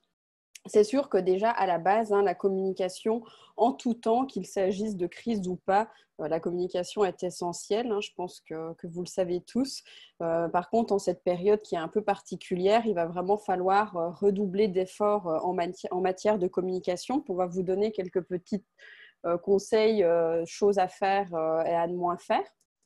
Donc déjà, à quoi ça va permettre donc de communiquer, de bien communiquer et d'être bienveillant durant cette période. La bienveillance, c'est vraiment le maître mot de la communication actuellement. Donc de mieux gérer le risque de démobilisation ou d'absentéisme, ça c'est une évidence. De calmer les inquiétudes des employés et d'instaurer un climat de travail confiant. Et puis, ça va vous permettre aussi de revoir certaines de vos pratiques. Nous avons tous une façon de manager différente. Si vous êtes, par exemple, quelqu'un qui d'habitude ne pratique pas beaucoup la communication avec ses équipes ou qui ne donne pas beaucoup de rétroaction, aujourd'hui, il va peut-être être un petit peu, il va être temps en fait de changer un peu ses façons de faire. Donc, ce qu'on vous conseille de faire dans cette période, ça va être de communiquer de façon régulière. Donc, cette façon de communiquer régulièrement, ça va vraiment être important pour donner en temps réel les informations reliées à l'entreprise. Donc, vos employés doivent être les premières personnes à être informés de vos stratégies, bien avant tous les autres collaborateurs et les clients même. Vous pourriez, par exemple, envoyer une fois par semaine des informations sur la situation réelle de l'entreprise. Donc, par exemple, si vous parlez d'habitude de santé financière avec vos employés, vous pouvez les tenir au courant. C'est des choses qui vont continuer de les intéresser. Parler de tout ce qui est les défis, les bons coups, les moins bons coups rencontrés cette semaine, les actions qui ont été entreprises, est-ce qu'il y a de nouvelles actions, etc. Tout ça, de communiquer bien de façon régulière, ça va vraiment permettre de rassurer et puis de montrer que vous impliquez vos collaborateurs, vos employés dans l'entreprise. On vous demande aussi de favoriser les échanges écrits et surtout en ligne, d'avoir quand même une trace écrite de ce que vous faites. Et puis l'employé peut aussi le lire à différents moments, notamment quand il rentre en fin de journée, par exemple, chez lui. Évidemment, dans toutes ces pratiques de communication, il faut être clair lorsque vous partagez les directives et les messages clés. Et puis, toujours utiliser le juste niveau de détail qui va permettre d'établir des faits et d'éviter aussi, par exemple, la panique si vous décidez d'informer, par exemple, vos salariés sur une mesure que vous décidez de mettre en place finalement dans votre restaurant. Toujours utiliser le juste niveau de détail. Ne bombardez pas de courriels vos employés. Et puis, choisissez aussi les bonnes personnes à laquelle vous allez les transmettre. Il y a beaucoup de personnes qui vont utiliser de mettre d'autres gestionnaires, d'autres managers, d'autres gérants de votre entreprise, par exemple en CC dans vos courriels. Si cette communication n'est pas forcément nécessaire pour eux, évitez. Donc, on ne bombarde pas de courriels les employés. Et puis, on essaie donc de choisir les informations, les communications les plus pertinentes. On essaie de choisir les meilleurs aussi canaux de communication. Privilégier les appels et les visioconférences en situation de télétravail. Si vous avez des gérants qui ne rentrent pas forcément sur les lieux du travail et puis qui travaillent plus de chez eux, puisque c'est sûr que le milieu de la restauration le permet peut-être un peu moins, mais il y a quand même des façons de faire qui, par exemple, vos comptables, etc., s'ils ont l'habitude, par exemple, d'être dans les bureaux de votre restaurant ou votre responsable des achats, pourquoi pas aujourd'hui privilégier aussi la situation du télétravail et puis donc de privilégier des appels si ces personnes-là sont en télétravail. Ces approches, ça va vraiment aussi permettre d'éviter les mauvaises interprétations de courriel et de continuer à l'avancement des projets. Donc, on continue quand même de garder un lien par les appels ou les visioconférences au lieu d'envoyer parfois aussi trop de courriels. Positionnez-vous aussi par rapport au virus dans vos communications. Par exemple, vous pourriez indiquer les mesures que vous avez instaurées pour le bien-être des employés, etc. Donc ça, c'est toujours des choses à rappeler dans vos communications. Faites preuve de transparence, Florine l'a dit. Il faut vraiment être transparent vis-à-vis de vos équipes et n'oubliez surtout pas que c'est un contexte particulier et que vous aussi, vous avez le droit de dire que vous n'avez pas les réponses à toutes les questions. Hein. Ça sera synonyme de transparence. Et puis, il ne faut pas avoir honte de ça, bien au contraire. Beaucoup de personnes vivent ce genre de situation en ce moment et on n'a pas les réponses à toutes les questions. Et puis, offrez des conseils à vos employés, surtout du support. Hein, on a parlé des ressources, etc. Tout ça, c'est des choses que vous pouvez mettre en place dans votre restaurant. Il va y avoir un ton. Hein. On ne peut pas parler de communication sans parler de ton à adopter, que ce soit dans l'échange de courriel ou que ce soit de façon verbale. Il y a un ton à adopter. Un ton clair, authentique et honnête lorsque vos employés vivent vraiment un sentiment de stress et d'anxiété. Donc, on vous conseille d'adopter ce ton. Prenez un ton plus empathique et bienveillant quand, par exemple, l'employé ressent de l'insécurité. Utilisez, pourquoi pas continuer, si vous aviez l'habitude de faire des blagues avec vos employés, continuez bien évidemment, et puis vous pouvez continuer d'employer un ton humoristique et léger lorsque vos employés sont rassurés. Donc si vous sentez que votre employé va bien, est rassuré, est confiant par rapport à son milieu de travail, continuez d'adopter un ton humoristique et léger si vous le faisiez avant. Et puis, employer un ton plus reconnaissant et encourageant quand l'employé s'adapte à son nouvel environnement de travail. Donc, notamment les premiers jours de la journée de travail, hein, soyez quand même reconnaissant et encourageant envers vos employés. Et puis, communication peut aller aussi avec affichage. Donc, n'hésitez pas, hein, il y a des choses qui sont mises en ligne, notamment sur le site de l'Alliance touristique. Et puis, vous allez pouvoir mettre des affichettes qui rappellent les consignes de la santé publique dans vos lieux, donc sur des lieux stratégiques. Ça peut être dans les vestiaires, dans les cuisines, au niveau du bar, etc. Laissez à la disposition des salariés les listes qui mentionnent les coordonnées et le nom des responsables Covid-19. On en a parlé un peu plus haut au tout début, qu'il fallait désigner des personnes responsables Covid. Évidemment, c'est important que les salariés sachent à qui s'adresser le jour de leur quart de travail. Et puis, donc, les mettre en évidence, hein, ça c'est sûr. Laissez-les à disposition, mettez-les en évidence, affichez-les pour notamment des personnes qui seraient un petit peu plus fébriles dans votre entreprise. Donc, on arrive plus ou moins là sur une dernière petite partie sur la conciliation travail-famille. Et puis, c'est Florine qui va vous parler un petit peu de tout ça plus précisément. Oui, alors la conciliation travail et famille, on en a beaucoup entendu parler en cette période. Finalement, qu'est-ce que c'est ? La conciliation travail-famille se définit comme la recherche de l'équilibre entre les exigences et les responsabilités liées à la vie professionnelle et à la vie familiale. Donc, avec cette période, on a 27% des salariés qui attendent une meilleure conciliation entre la vie professionnelle et la vie personnelle. Donc, c'est sûr que, notamment avec le télétravail, qui pour certaines personnes, c'est sûr que dans le cas de la restauration, c'est un peu moins applicable, mais on a beaucoup de travailleurs qui se sont habitués à ce mode de vie. Et puis, c'est quelque chose aussi qui fait vraiment partie des tendances en matière d'emploi. Donc cette donnée le représente plutôt bien. Donc, en matière de conciliation, travail et famille, au Québec, l'employé dispose de 10 jours de congé par année pour remplir ses obligations reliées à la garde, à la santé ou à l'éducation de son enfant ou de l'enfant de son conjoint. Donc, ça, c'est vraiment quelque chose qui, d'ailleurs, est très importante aussi dans le contexte de Covid-19, avec notamment tout ce qui était les garderies qui étaient fermées, etc. Donc, ça, c'est évidemment c'est une norme qui est connue par les employeurs. Sinon, vous pouvez également, depuis 2010, suivre la norme conciliation travail-famille qui vise à encourager donc, les entreprises à instaurer des mesures de conciliation donc, entre la vie de famille et puis le travail. Finalement, cette norme, elle permet de donner des balises un peu aux entreprises pour bien intégrer cette conciliation dans leur organisation. Il est possible d'ailleurs de se faire, d'accréditer finalement votre entreprise pour montrer en fait que vous faites le nécessaire pour accommoder les employés vis-à-vis de leur vie personnelle. Donc ça, c'est quelque chose qui peut être très bon pour votre marque employeur et votre expérience employée. Donc ici, on vous a mis quelques exemples de mesures de conciliation qui sont faciles à mettre en place. Donc au niveau de l'aménagement du travail, ça peut être un retour progressif au travail, d'avoir un horaire flexible, le télétravail pour certaines tâches, donc pour certains établissements, si vous avez des responsables des communications par exemple ou du marketing, c'est quelque chose qui peut être intéressant. La réduction du temps de travail aussi.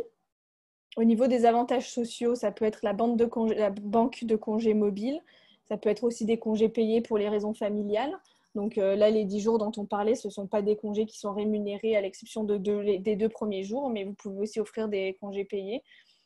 Avoir accès à un service de garde également, et aussi des avantages alimentaires pour soutenir, en tant que restaurateur, si vous pouvez soutenir également des employés avec ça.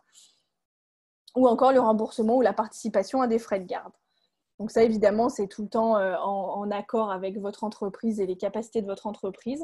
Mais donc, au niveau des avantages pour les employés, évidemment, de réduire le stress en cette période qui est donc liée à la garde de ses enfants ou aux soins de ses proches, d'améliorer sa qualité de vie, d'augmenter la concentration. Donc effectivement, si l'employé peut éviter de devoir penser et gérer des choses personnelles au travail, c'est vraiment une bonne chose pour vous. Donc la conciliation travail-famille sert notamment à ça. Ça permet de cultiver la motivation et de développer le sentiment d'appartenance également. Les avantages pour l'entreprise: favoriser la rétention des salariés, faciliter le retour au travail.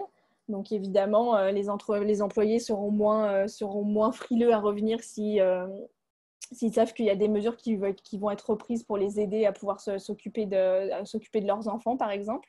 Améliorer le rendement également. Plus il y a d'engagement, plus les personnes vont être motivées, plus elles vont être efficaces. Diminuer le stress et l'anxiété. Et donc diffuser une image positive de votre entreprise, donc l'expérience candidat donc pour les futurs employés, ou bien aussi au niveau de l'expérience employée, c'est-à-dire pour les personnes qui travaillent déjà chez vous. Donc voilà un petit peu pour faire un état des lieux de la conciliation travail-famille. Je vais repasser la parole à Julie qui va vous présenter donc le parcours de réintégration d'un employé, donc des 3 étapes qu'on vous a présentées au début de ce webinaire.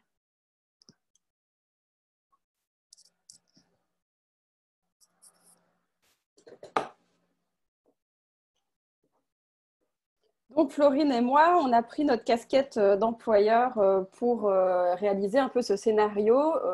C'est vraiment un scénario idéal pour la réintégration d'un employé. Je vais peut-être sauter parfois quelques points. Dans tous les cas, vous allez avoir ce PDF à disposition, donc vous pourrez imprimer même la page si ça vous intéresse. Donc, on se met dans la peau d'un employeur. Donc, 3 étapes qu'on a vues tout à l'heure. Et puis, vous allez voir, on a mis des choses vis-à-vis aussi de l'anxiété et puis du stress, comme de la gestion, etc. Donc, avant son retour au travail, qu'est-ce que vous devez faire? Donc, pour résumer tout ce qu'on a dit, je définis mes nouveaux processus de travail, prépare mes nouvelles procédures et rédige un guide de l'employé spécial Covid, bien important, que je lui envoie par courriel en amont de tout ça, avant son retour au travail. J'assigne les nouvelles responsabilités et je fais les nouveaux horaires et les équipes en m'assurant d'une certaine stabilité. Je concilie davantage l'aspect travail et famille de mon employé. J'organise une liste de tâches à accomplir qui me permettra de n'oublier aucun détail. J'appelle mon employé pour lui annoncer son retour. Je prends de ses nouvelles, je me renseigne pour connaître son état d'esprit, etc. Puis j'en profite aussi pour lui rappeler les consignes sanitaires et sécuritaires. Si votre employé ne souhaite pas revenir, il est stressé, il a peur, qu'est-ce qu'on fait? Qu'est-ce qu'on adopte? On le rassure, on parle des mesures et on opte évidemment pour un management bienveillant. Votre employé refuse de revenir sans donner de raison. C'est des choses qui arrivent et qui vont arriver probablement. On s'assure d'avoir un écrit de ses motifs de refus. Je lui rappelle ses obligations. Je prends les mesures disciplinaires qu'il faut si aucune entente ne peut être trouvée. Étape numéro 2, le jour de son retour, qu'est-ce que je fais? Je l'accueille et je prends un café avec lui, évidemment tout en respectant les mesures sanitaires. Je m'assure qu'il a compris les règles et qu'il porte ses équipements de protection individuelle. Elle informe qu'une personne référente sera présente à chaque quart de travail. Je réponds à toutes ces questions. Je m'assure que la personne qui s'occupe de sa réintégration l'accompagne et prend soin de le former. Je veille à ce qu'il ne soit pas stressé. Elle lui accorde plus de temps de pause si je vois qu'il a du mal à porter ses EPI, ses équipements de protection individuelle. Et je l'informe que je reste disponible pour discuter s'il a des besoins particuliers, évidemment. Et puis, les jours suivants de son retour, qu'est-ce que je fais? J'observe et je continue de m'assurer que l'employé respecte les nouvelles procédures. Je lui demande s'il a des questions, je lui demande son avis, ce qui pourrait être entrepris et fait dans l'entreprise, donc veiller à bien l'impliquer dans différents processus. Je pratique la rétroaction et récolte ses retours de façon régulière. J'organise un moment convivial avec mes équipes. Évidemment, ce n'est pas parce qu'on est en période de la Covid-19 qu'on ne peut pas prendre, par exemple, un verre à la fin de chaque quart de travail, évidemment en respectant la distanciation physique. Et puis, je communique régulièrement sur l'évolution et la situation sur les nouvelles mesures, par exemple, qui pourraient être mises en place dans votre entreprise. Donc, ça clôture un petit peu toute cette partie de planification, de réintégration des employés. N'hésitez pas à continuer à poser vos questions sur le petit pictogramme que vous voyez apparaître sur votre écran de questions et réponses. Et puis, on va accueillir tout de suite, on va remettre nos caméras, Florine et moi, et puis vous allez voir aussi le visage d'une autre personne qui s'appelle Constance Caille, qui est propriétaire de la boulangerie de Froment et de Sèvres, qui va vous expliquer un petit peu tout ce qu'elle a vécu, elle, pendant ce confinement. Et puis, je laisse la parole aussi à Florine, qui va, elle, poser les questions à Constance Caille. Donc, on va remettre nos caméras. Voilà. Bonjour à tous. Bonjour Constance. Bonjour. Est-ce que tu nous entends bien? Je vous entends très bien, tout va bien. Ouais. Ok, très bien. Alors, Julie, tu as déjà présenté un petit peu.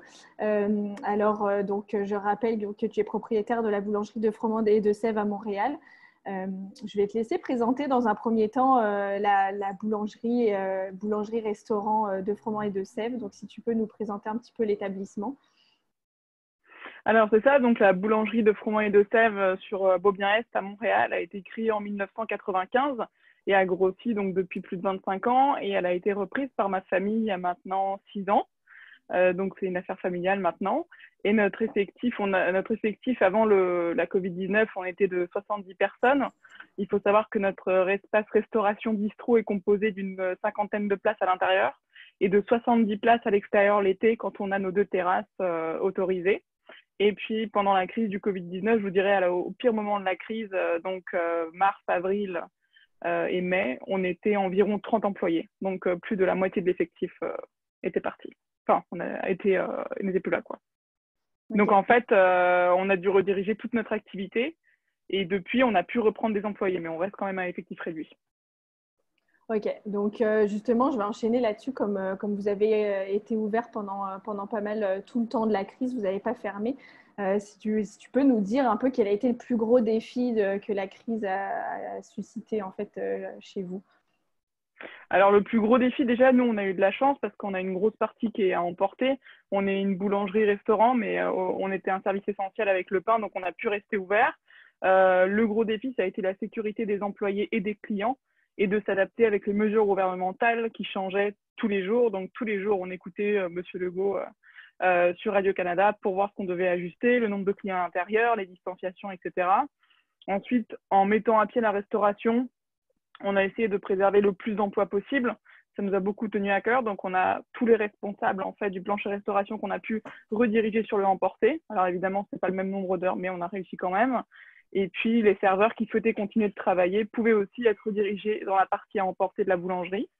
Et l'autre gros défi, je dirais même le plus important, c'était de gérer l'anxiété des employés pour qu'ils aient envie de continuer à travailler et qu'ils continuent de venir à employer.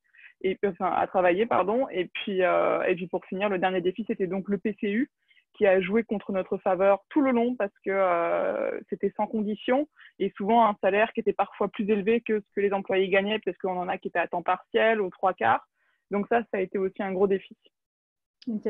Si je peux rebondir sur la PCU, comment est-ce que vous avez fait pour justement pour faire face à ça Alors pour ça, ce qu'on a fait, c'est qu'on a augmenté tous nos salaires en calculant évidemment pour que chaque personne soit au moins au PCU ou au-dessus. Évidemment au-dessus parce qu'il fallait bien trouver un avantage à continuer de travailler étant donné la période et le danger.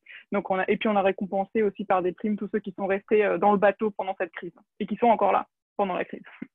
Okay, ouais, c'est intéressant là, de récompenser vraiment les employés qui sont restés fidèles pendant la crise. Ouais, vraiment, parce que c'est grâce à eux qu'on a pu rester ouvert et puis on est resté ouvert 7 jours sur 7 et puis avec qui on a pu s'adapter. Donc, on les remercie vraiment. Oui. Tu as parlé un petit peu donc, des défis de réorganisation du travail. Est-ce que tu peux nous expliquer un peu en plus en détail comment vous avez réussi à gérer la réorganisation des tâches, justement? Alors, ce qu'on a fait, c'est que en fait, on a essayé de s'adapter aux besoins de la clientèle et de la population avec le Covid-19 le plus rapidement possible. Donc, on a mis en place la préparation de commandes et la livraison. Par exemple, c'était mon équipe de cuisine qui avant faisait la restauration, qui s'occupait de la préparation de la commande. Et puis moi ou mon père, on part livrer tous les matins. On a aussi développé l'offre à emporter et dedans, on a autant des plats cuisinés, une offre bistrot qu'on avait sur place avant et surtout aussi le congelé parce qu'on a une grosse vente d'épicerie congelée qui a beaucoup fonctionné pendant la crise et qui fonctionne beaucoup parce qu'il y a eu un effet de panique, on veut essayer de préserver, on veut avoir de la nourriture chez soi, quoi qu'il arrive. Et puis, on a développé, on a redirigé aussi nos équipes. On a toujours été clients en fait de Loufa, les marchés en ligne Loufa, dans la biscuiterie et dans le congelé, les fonds de tarte, etc. Et on a redirigé notre équipe de tourriers-pâtissiers et de cuisine en fait sur ces commandes-là. Donc, on a essayé, et aussi par exemple, notre gérante de la restauration, elle est passée à la gérance de la boulangerie et puis finalement maintenant on lui a donné la gérance de toute la boulangerie comprenant et la restauration et la boulangerie parce que pendant la crise ça lui a permis aussi de se démarquer et puis c'était une très belle récompense. Et puis l'équipe de tourriers, de pâtissiers et de boulangers, on les a redirigés pareil sur une offre à emporter et notre client Loufa. Okay. Voilà comment on a fait. Ok, ouais, c'est intéressant de voir un peu tout ce qui a dû avoir comme adaptation. Puis, mais aussi, ce qui est positif, c'est de voir, comme tu parlais de la directrice de la restauration là, qui a été promue finalement pendant toute cette période. Donc, finalement, il y a quand même du positif pour certains employés dans tout ça. Ouais, et puis c'est sûr que ce qui a été vraiment bien avec l'équipe de restauration, c'est qu'ils sont pas restés bloqués en disant nous, on est de la restauration, on veut faire que de la restauration. Nous aussi, c'est ce qu'on aurait voulu, mais malheureusement, on a juste pas eu le choix. Ils auraient pu rester chez eux, simplement se mettre en retrait. Puis non, ils ont tout de suite dit, OK, on adapte la cuisine, on continue à faire de la restauration. Les gens, ils vont pas vouloir cuisiner tout le temps non plus. Ils vont vouloir apporter notre cuisine chez eux. Comment est-ce qu'on l'emballe? Comment est-ce qu'on livre? Qu'est-ce qu'on offre? Qu'est-ce qu'on propose? Comment on réchauffe? Donc, elle a travaillé, évidemment, avec son équipe de cuisine très, très vite et très bien. On a tous travaillé là-dessus, justement, pour répondre à ce besoin. Ok, c'est super. Hein. Donc, tes employés ont eu l'air d'être vraiment quand même impliqués puis quand même assez proactifs pendant cette période. Est-ce que vous avez quand même eu des litiges avec des employés ou des périodes où c'était un petit peu plus compliqué à les motiver, etc. Ouais, ça a été… en fait, c'est quand le PCU a été lancé, et puis surtout au début de la crise, où il y a eu un effet de panique qui a été mondial, mais on ne savait pas ce qu'était le virus, bon, c'est toujours pas trop, mais on ne savait pas comment s'en protéger, on avait l'impression qu'on pouvait l'attraper n'importe où, n'importe quand, bon, ce qui est encore le cas, donc on ne savait pas comment s'en protéger, puis là, on a eu un panique générale de presque tous les employés qui ne voulaient plus travailler, une peur, et on a eu plusieurs employés qui sont devenus des forces négatives à vraiment tirer le reste de l'équipe en fait vers le bas. Alors que, et puis en fait, voulant qu'on ferme et qui s'attendaient à ce qu'on ferme pendant la crise, sauf que nous, on avait décidé vraiment de garder le cap, autant en service essentiel et autres. Et puis comme le savent les restaurants qui ont malheureusement dû fermer ou seulement faire une offre emportée, il vaut mieux rester ouvert et coûte que coûte. Donc ça a été très difficile. Puis finalement, ces employés-là se sont mis en retrait préventif. Et puis, on a pu voir aussi, ça a été un test de voir qui est resté dans le bateau, qui n'a pas lâché. Et on a continué avec un noyau dur de personnes très positives et qui ont porté l'entreprise et qui continuent de le faire en s'adaptant. Donc, ça a un peu été les litiges qu'on a eus toujours mais c'était vraiment une anxiété sur la sécurité et l'hygiène, ce qu'on comprenait, mais on a tout mis en place, mais ça ne suffisait pas. Donc, ça a été le litige. Ok. Ouais, donc c'est pas forcément facile de gérer un bateau comme ça pendant une crise. Mais j'ai eu notamment le cas d'ailleurs d'une pâtissière qui était partie dès le début de la crise parce qu'elle avait très très peur, d'anxiété. Puis on avait laissé, voilà, parce qu'on savait pas, donc il n'y avait pas de problème, on n'avait pas trop de commandes. Et en fait, après, on a réussi à aller chercher des commandes avec des fournisseurs comme Loufa en biscuiterie, vraiment de plus en plus importantes, mais elle ne voulait toujours pas travailler. Et donc, nous, on se retrouvait où j'avais la chance d'aller chercher des commandes dans cette période, et puis je ne pouvais pas les prendre. Et puis moi, donc, dans ces cas-là, je me retrouvais, si j'embauche quelqu'un, et que demain, elle décide de revenir dans un mois, cette personne que j'ai embauchée puis qui s'est investie, il faut que je la relicencie pour reprendre l'autre. Donc, j'ai fait comprendre à cette personne, j'ai essayé de comprendre ce qui se passait dans sa tête, pourquoi elle ne voulait pas travailler. Donc, on a parlé de son anxiété, on a beaucoup parlé des protocoles qu'on a mis en avant, on a essayé de la rassurer, on a aménagé les horaires au début. Elle est revenue à temps partiel, etc. Et puis, petit à petit, maintenant, elle retravaille normalement. Donc, ça aussi, ça a été la complexité. Ok, ouais, c'est vraiment intéressant de voir tout ça. Est-ce que vous avez eu d'autres cas particuliers? Je ne sais pas si au niveau de la clientèle, peut-être, est-ce que ça a été plus compliqué avec les employés? Est-ce que les employés avaient été plus difficiles avec la clientèle? Oui. Je sais pas si... Non, ça a été plutôt... oui, au début, il y a eu ce mouvement de peur où quand un client entrait, et bon, on ne respectait pas les distances entre chaque client. Parfois, les clients ne savent pas le dire. Donc, il faut aussi qu'on joue un petit peu à la police pour séparer les clients. Et souvent, l'employé avait parfois l'impression que les clients les mettaient en danger. Donc, ça a donné des petites tensions. Puis, très vite, en fait, avec les protocoles qu'on a installés, on a un marquage au sol pour séparer les clients avec la distance minimum. On a installé des plexiglas aussi, comme on peut voir partout maintenant. Le port du masque est obligatoire. Les gants aussi en vente, même si c'est plus recommandé. J'ai suivi votre webinaire d'avant. Donc c'est ça. Mais c'est vrai qu'avec le client, maintenant, on a vraiment repris un contact client qui, je dirais, assez normal. Les clients, eux, sont très contents de voir toutes les mesures qui sont mises en place, s'y plient vraiment facilement. Et les employés aussi se sentent protégés parce que des protocoles sont écrits, sont respectés tous les jours et sur la durée, quoi. Ok, donc ils se sentent vraiment rassurés. Je rebondis parce que tu parlais des équipements de protection. Est-ce que vous avez eu aussi des problèmes par rapport à ça? Parce qu'on sait qu'en restauration, c'est quand même un petit peu intense, les protections oculaires avec les masques. Est-ce que ça a été compliqué? Ça, c'est la grosse peur en fait de l'équipe parce que nous, là, pour l'instant, on n'a pas de restauration à l'intérieur parce qu'on a dû emporter. Donc, on ne pouvait pas. C'était compliqué à gérer. Mais là, on est en train d'installer la terrasse qui sera ouverte vendredi. Et là, justement, j'ai beaucoup d'anxiété de la part de l'équipe de service et des gérants qui disent même une visière à l'extérieur, il fait 30 degrés, c'est pas possible. En cuisine, on a moins ce problème-là parce que l'espace est un petit peu plus aéré, mais c'est vrai qu'en plein service, en plein rush, je trouve que c'est très, très compliqué comme mesure à mettre en place. Ok. Puis donc malgré les communications que tu peux faire, j'imagine que c'est compliqué aussi de les rassurer et puis de leur faire comprendre que malheureusement on n'a pas trop le choix là par rapport à la visière. C'est que c'est qu'on est très à l'écoute, on entend parce qu'on est assez d'accord, donc on entend aussi ça. Maintenant c'est la loi. C'est ce qu'on explique, c'est que c'est la nouvelle façon de travailler qui va peut-être durer 1 an, 2 ans, on ne sait pas. Et on va s'y adapter tous ensemble et on va essayer d'apporter le plus de choses pour faciliter ça. Et je pense qu'il y aura une petite période d'adaptation, mais je pense que globalement, de toute façon, c'est pour la sécurité. Donc, ils ne veulent pas ne pas se protéger. C'est juste, voilà, sur des cas où il fait très chaud, là, c'est des situations qui font peur. Et je pense qu'il faut qu'on les vive pour ensuite se rassurer, puis s'adapter et trouver des petites choses pour rendre ça plus facile. Oui, effectivement. Donc, tu nous disais que tes terrasses allaient être ouvertes vendredi. Comment est-ce que vous appréhendez un peu la réouverture? Comment vous avez dû rappeler du personnel, j'imagine? Comment ça se passe un petit peu toute cette réintégration?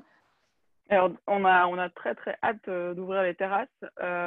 Effectivement, on a rappelé le personnel et on se retrouve à avoir la situation que je pense qu'on va beaucoup avoir. C'est je ne veux pas forcément travailler, j'ai le PCU ou je veux attendre encore un petit peu. Et on a vraiment changé notre mentalité, nous, par rapport à ça, parce que, voilà, encore une fois, on doit ouvrir, on doit travailler, et on peut pas, c'est plus légal déjà. Donc, ce qu'on fait, c'est qu'en fait, on appelle les employés, on leur propose le travail parce qu'on leur dit qu'il y a du travail, etc. Et puis, on fait une copie par écrit, ça veut dire qu'on envoie un texto ou un email pour avoir une preuve. Et si on n'a pas de réponse ou une réponse négative, donc on considère que l'employé quitte l'entreprise, donc on lui fait un relevé d'emploi et on réembauche. Mais là, on les a tous recontactés un à un pour commencer avec une équipe neuve et puis solide. C'est-à-dire ceux qui veulent travailler, il n'y a pas de problème, et ceux qui ne veulent pas travailler, on est obligé de trancher. Ok. Et puis, concernant les personnes qui vont revenir, est-ce que vous avez mis en place de la communication avec eux? Comment est-ce que est-ce qu'ils vont tous revenir en même temps? Est-ce que ça va être un petit peu plus étalé? Mais, ce qu'on a fait, c'est qu'il y en a déjà donc, qui sont là, parce qu'ils ont travaillé à emporter. Donc, je dirais qu'on a 50% de l'équipe qui a continué à travailler, qui est déjà habituée. Et l'autre équipe, en fait, on n'a jamais vraiment cassé le lien, puisque on a fait des communications très régulières à tous les employés au fur et à mesure des mesures qu'on a mis en place. Donc, quand on a intégré le port du masque obligatoire, quand on a, bref, chaque mesure d'hygiène, de désinfection, plan, procédure.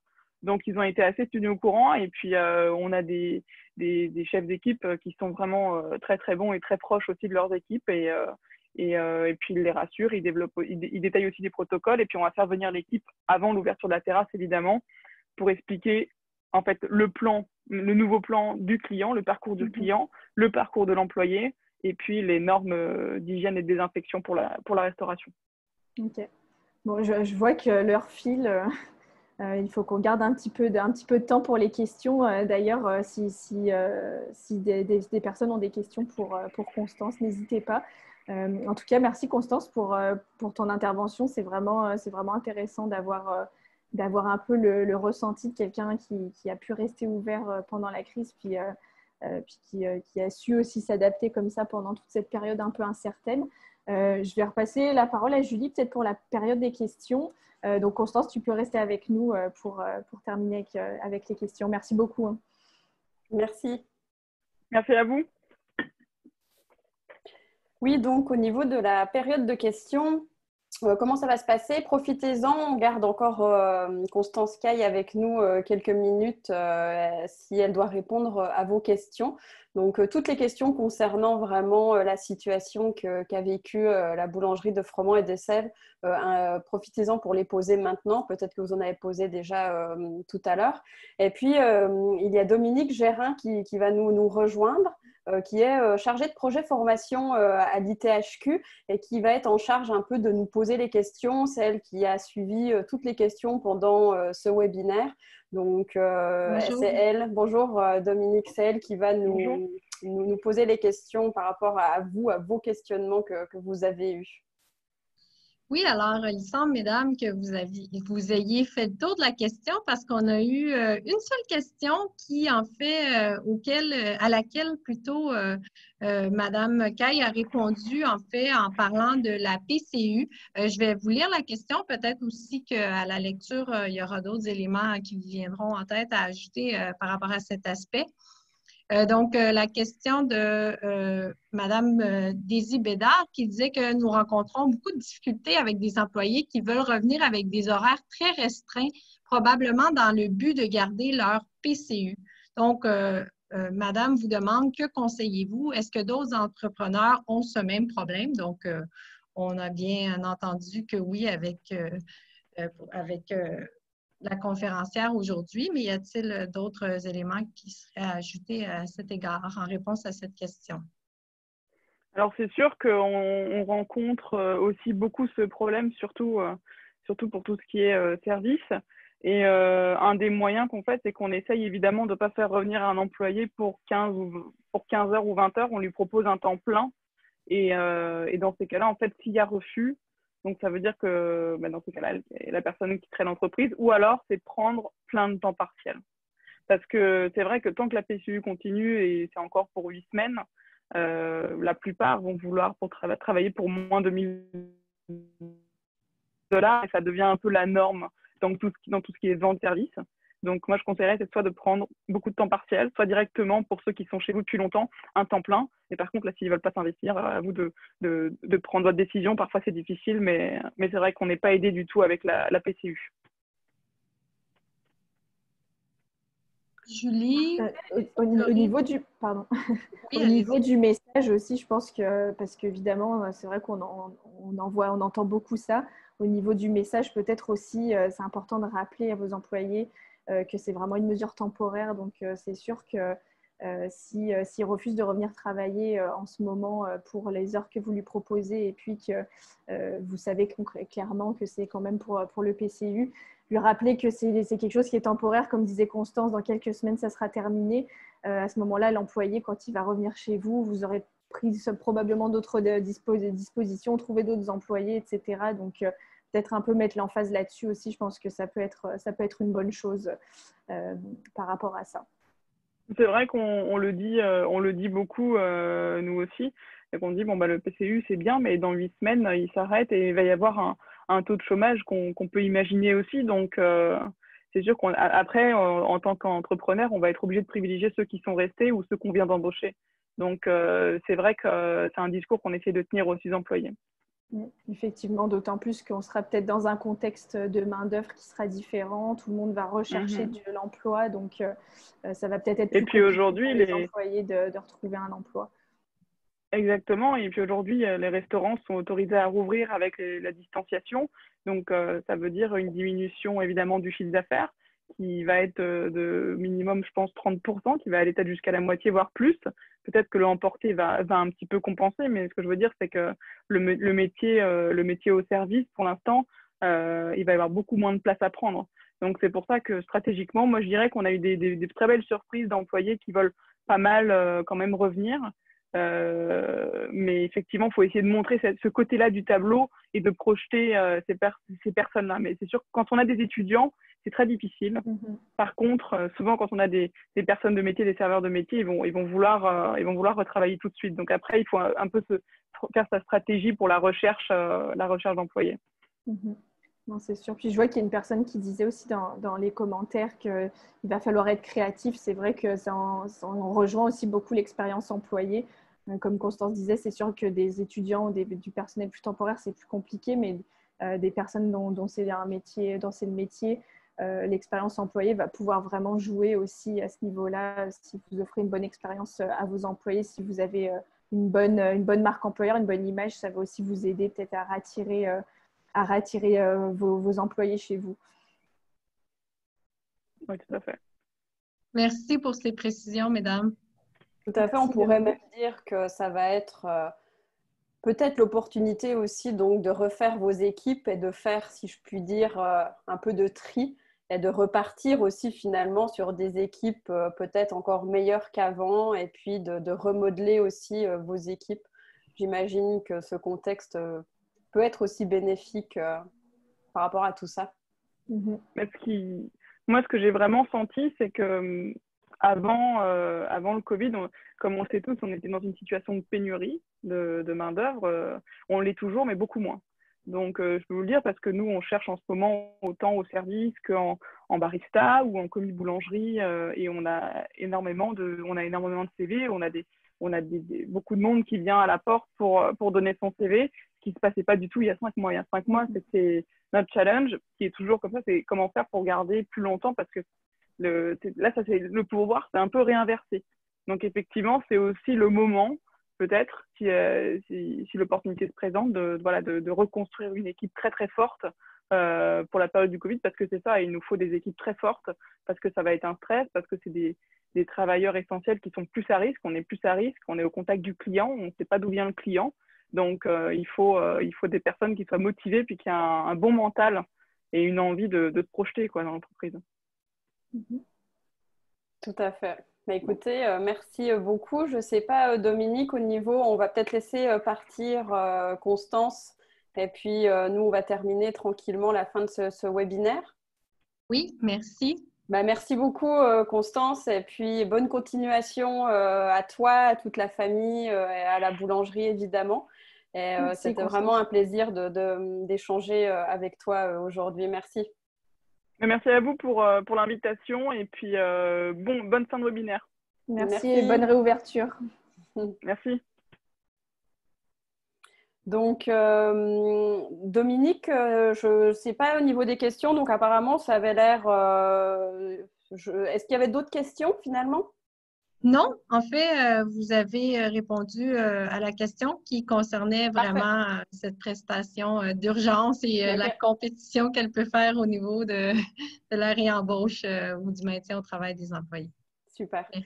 Donc, pour conclure, tout ça, tout ce webinaire, ce contenu, ces témoignages, on peut dire, c'est sûr qu'il y a beaucoup de procédures à changer, un bouleversement de toutes les méthodes de travail qui arrivent. Tout ça va profondément changer d'ici les prochaines semaines, les prochains mois, et certains parlent même de prochaines années. Cependant, évidemment, il faut essayer de percevoir ces changements vraiment comme des opportunités à se redéfinir. C'est aussi un bon moment donc, pour parfaire votre expérience employée, reconstituer vos équipes et puis développer une marque employeur solide. Au niveau, on vous propose des accompagnements plus personnalisés. Il y avait quand même moins de questions sur la fin de ce webinaire, mais on va quand même la poser. On vous propose quelques séances d'accompagnement plus personnalisées. Donc, à l'écran va s'afficher quelques dates donc en rapport avec ce webinaire sur la planification de la réorganisation des équipes. Donc, on vous propose plusieurs dates, le jeudi 25, le 2 juillet, le 6 juillet. On pourrait se rencontrer tous une petite heure. Si ce webinaire a répondu à vos questions, on en est ravis. Sinon, vous pouvez indiquer la date pour une éventuelle participation de votre part. Et puis, on va aussi parler du prochain webinaire. Florine et moi, on sera là demain. Je n'ai aucune idée sur la disponibilité des places, mais nous sommes là demain matin à partir de 9h, demain après-midi à partir de 14h pour un webinaire qui va être sur la gestion des normes, la santé et la sécurité du travail en temps de pandémie. Si ce n'est pas déjà fait et que ça vous intéresse, allez jeter un œil sur le site de l'ITHQ, là où vous êtes déjà connecté pour vos sessions. Pour cette session, vous allez peut-être pouvoir assister à ça demain si ça vous intéresse. Et puis, sinon, ça s'achève. On arrive à notre fin. Écoutez, merci à vous tous de votre présence. J'espère que ce webinaire vous a apporté des choses. Et puis, on vous dit à très bientôt. Donc, merci à toutes et à tous. Puis, merci Florine. J'étais ravie de t'accompagner aujourd'hui sur ce webinaire. Moi aussi, Julie, merci, merci tout le monde et puis bonne journée à tous. Merci, à très bientôt. Au revoir. Au revoir.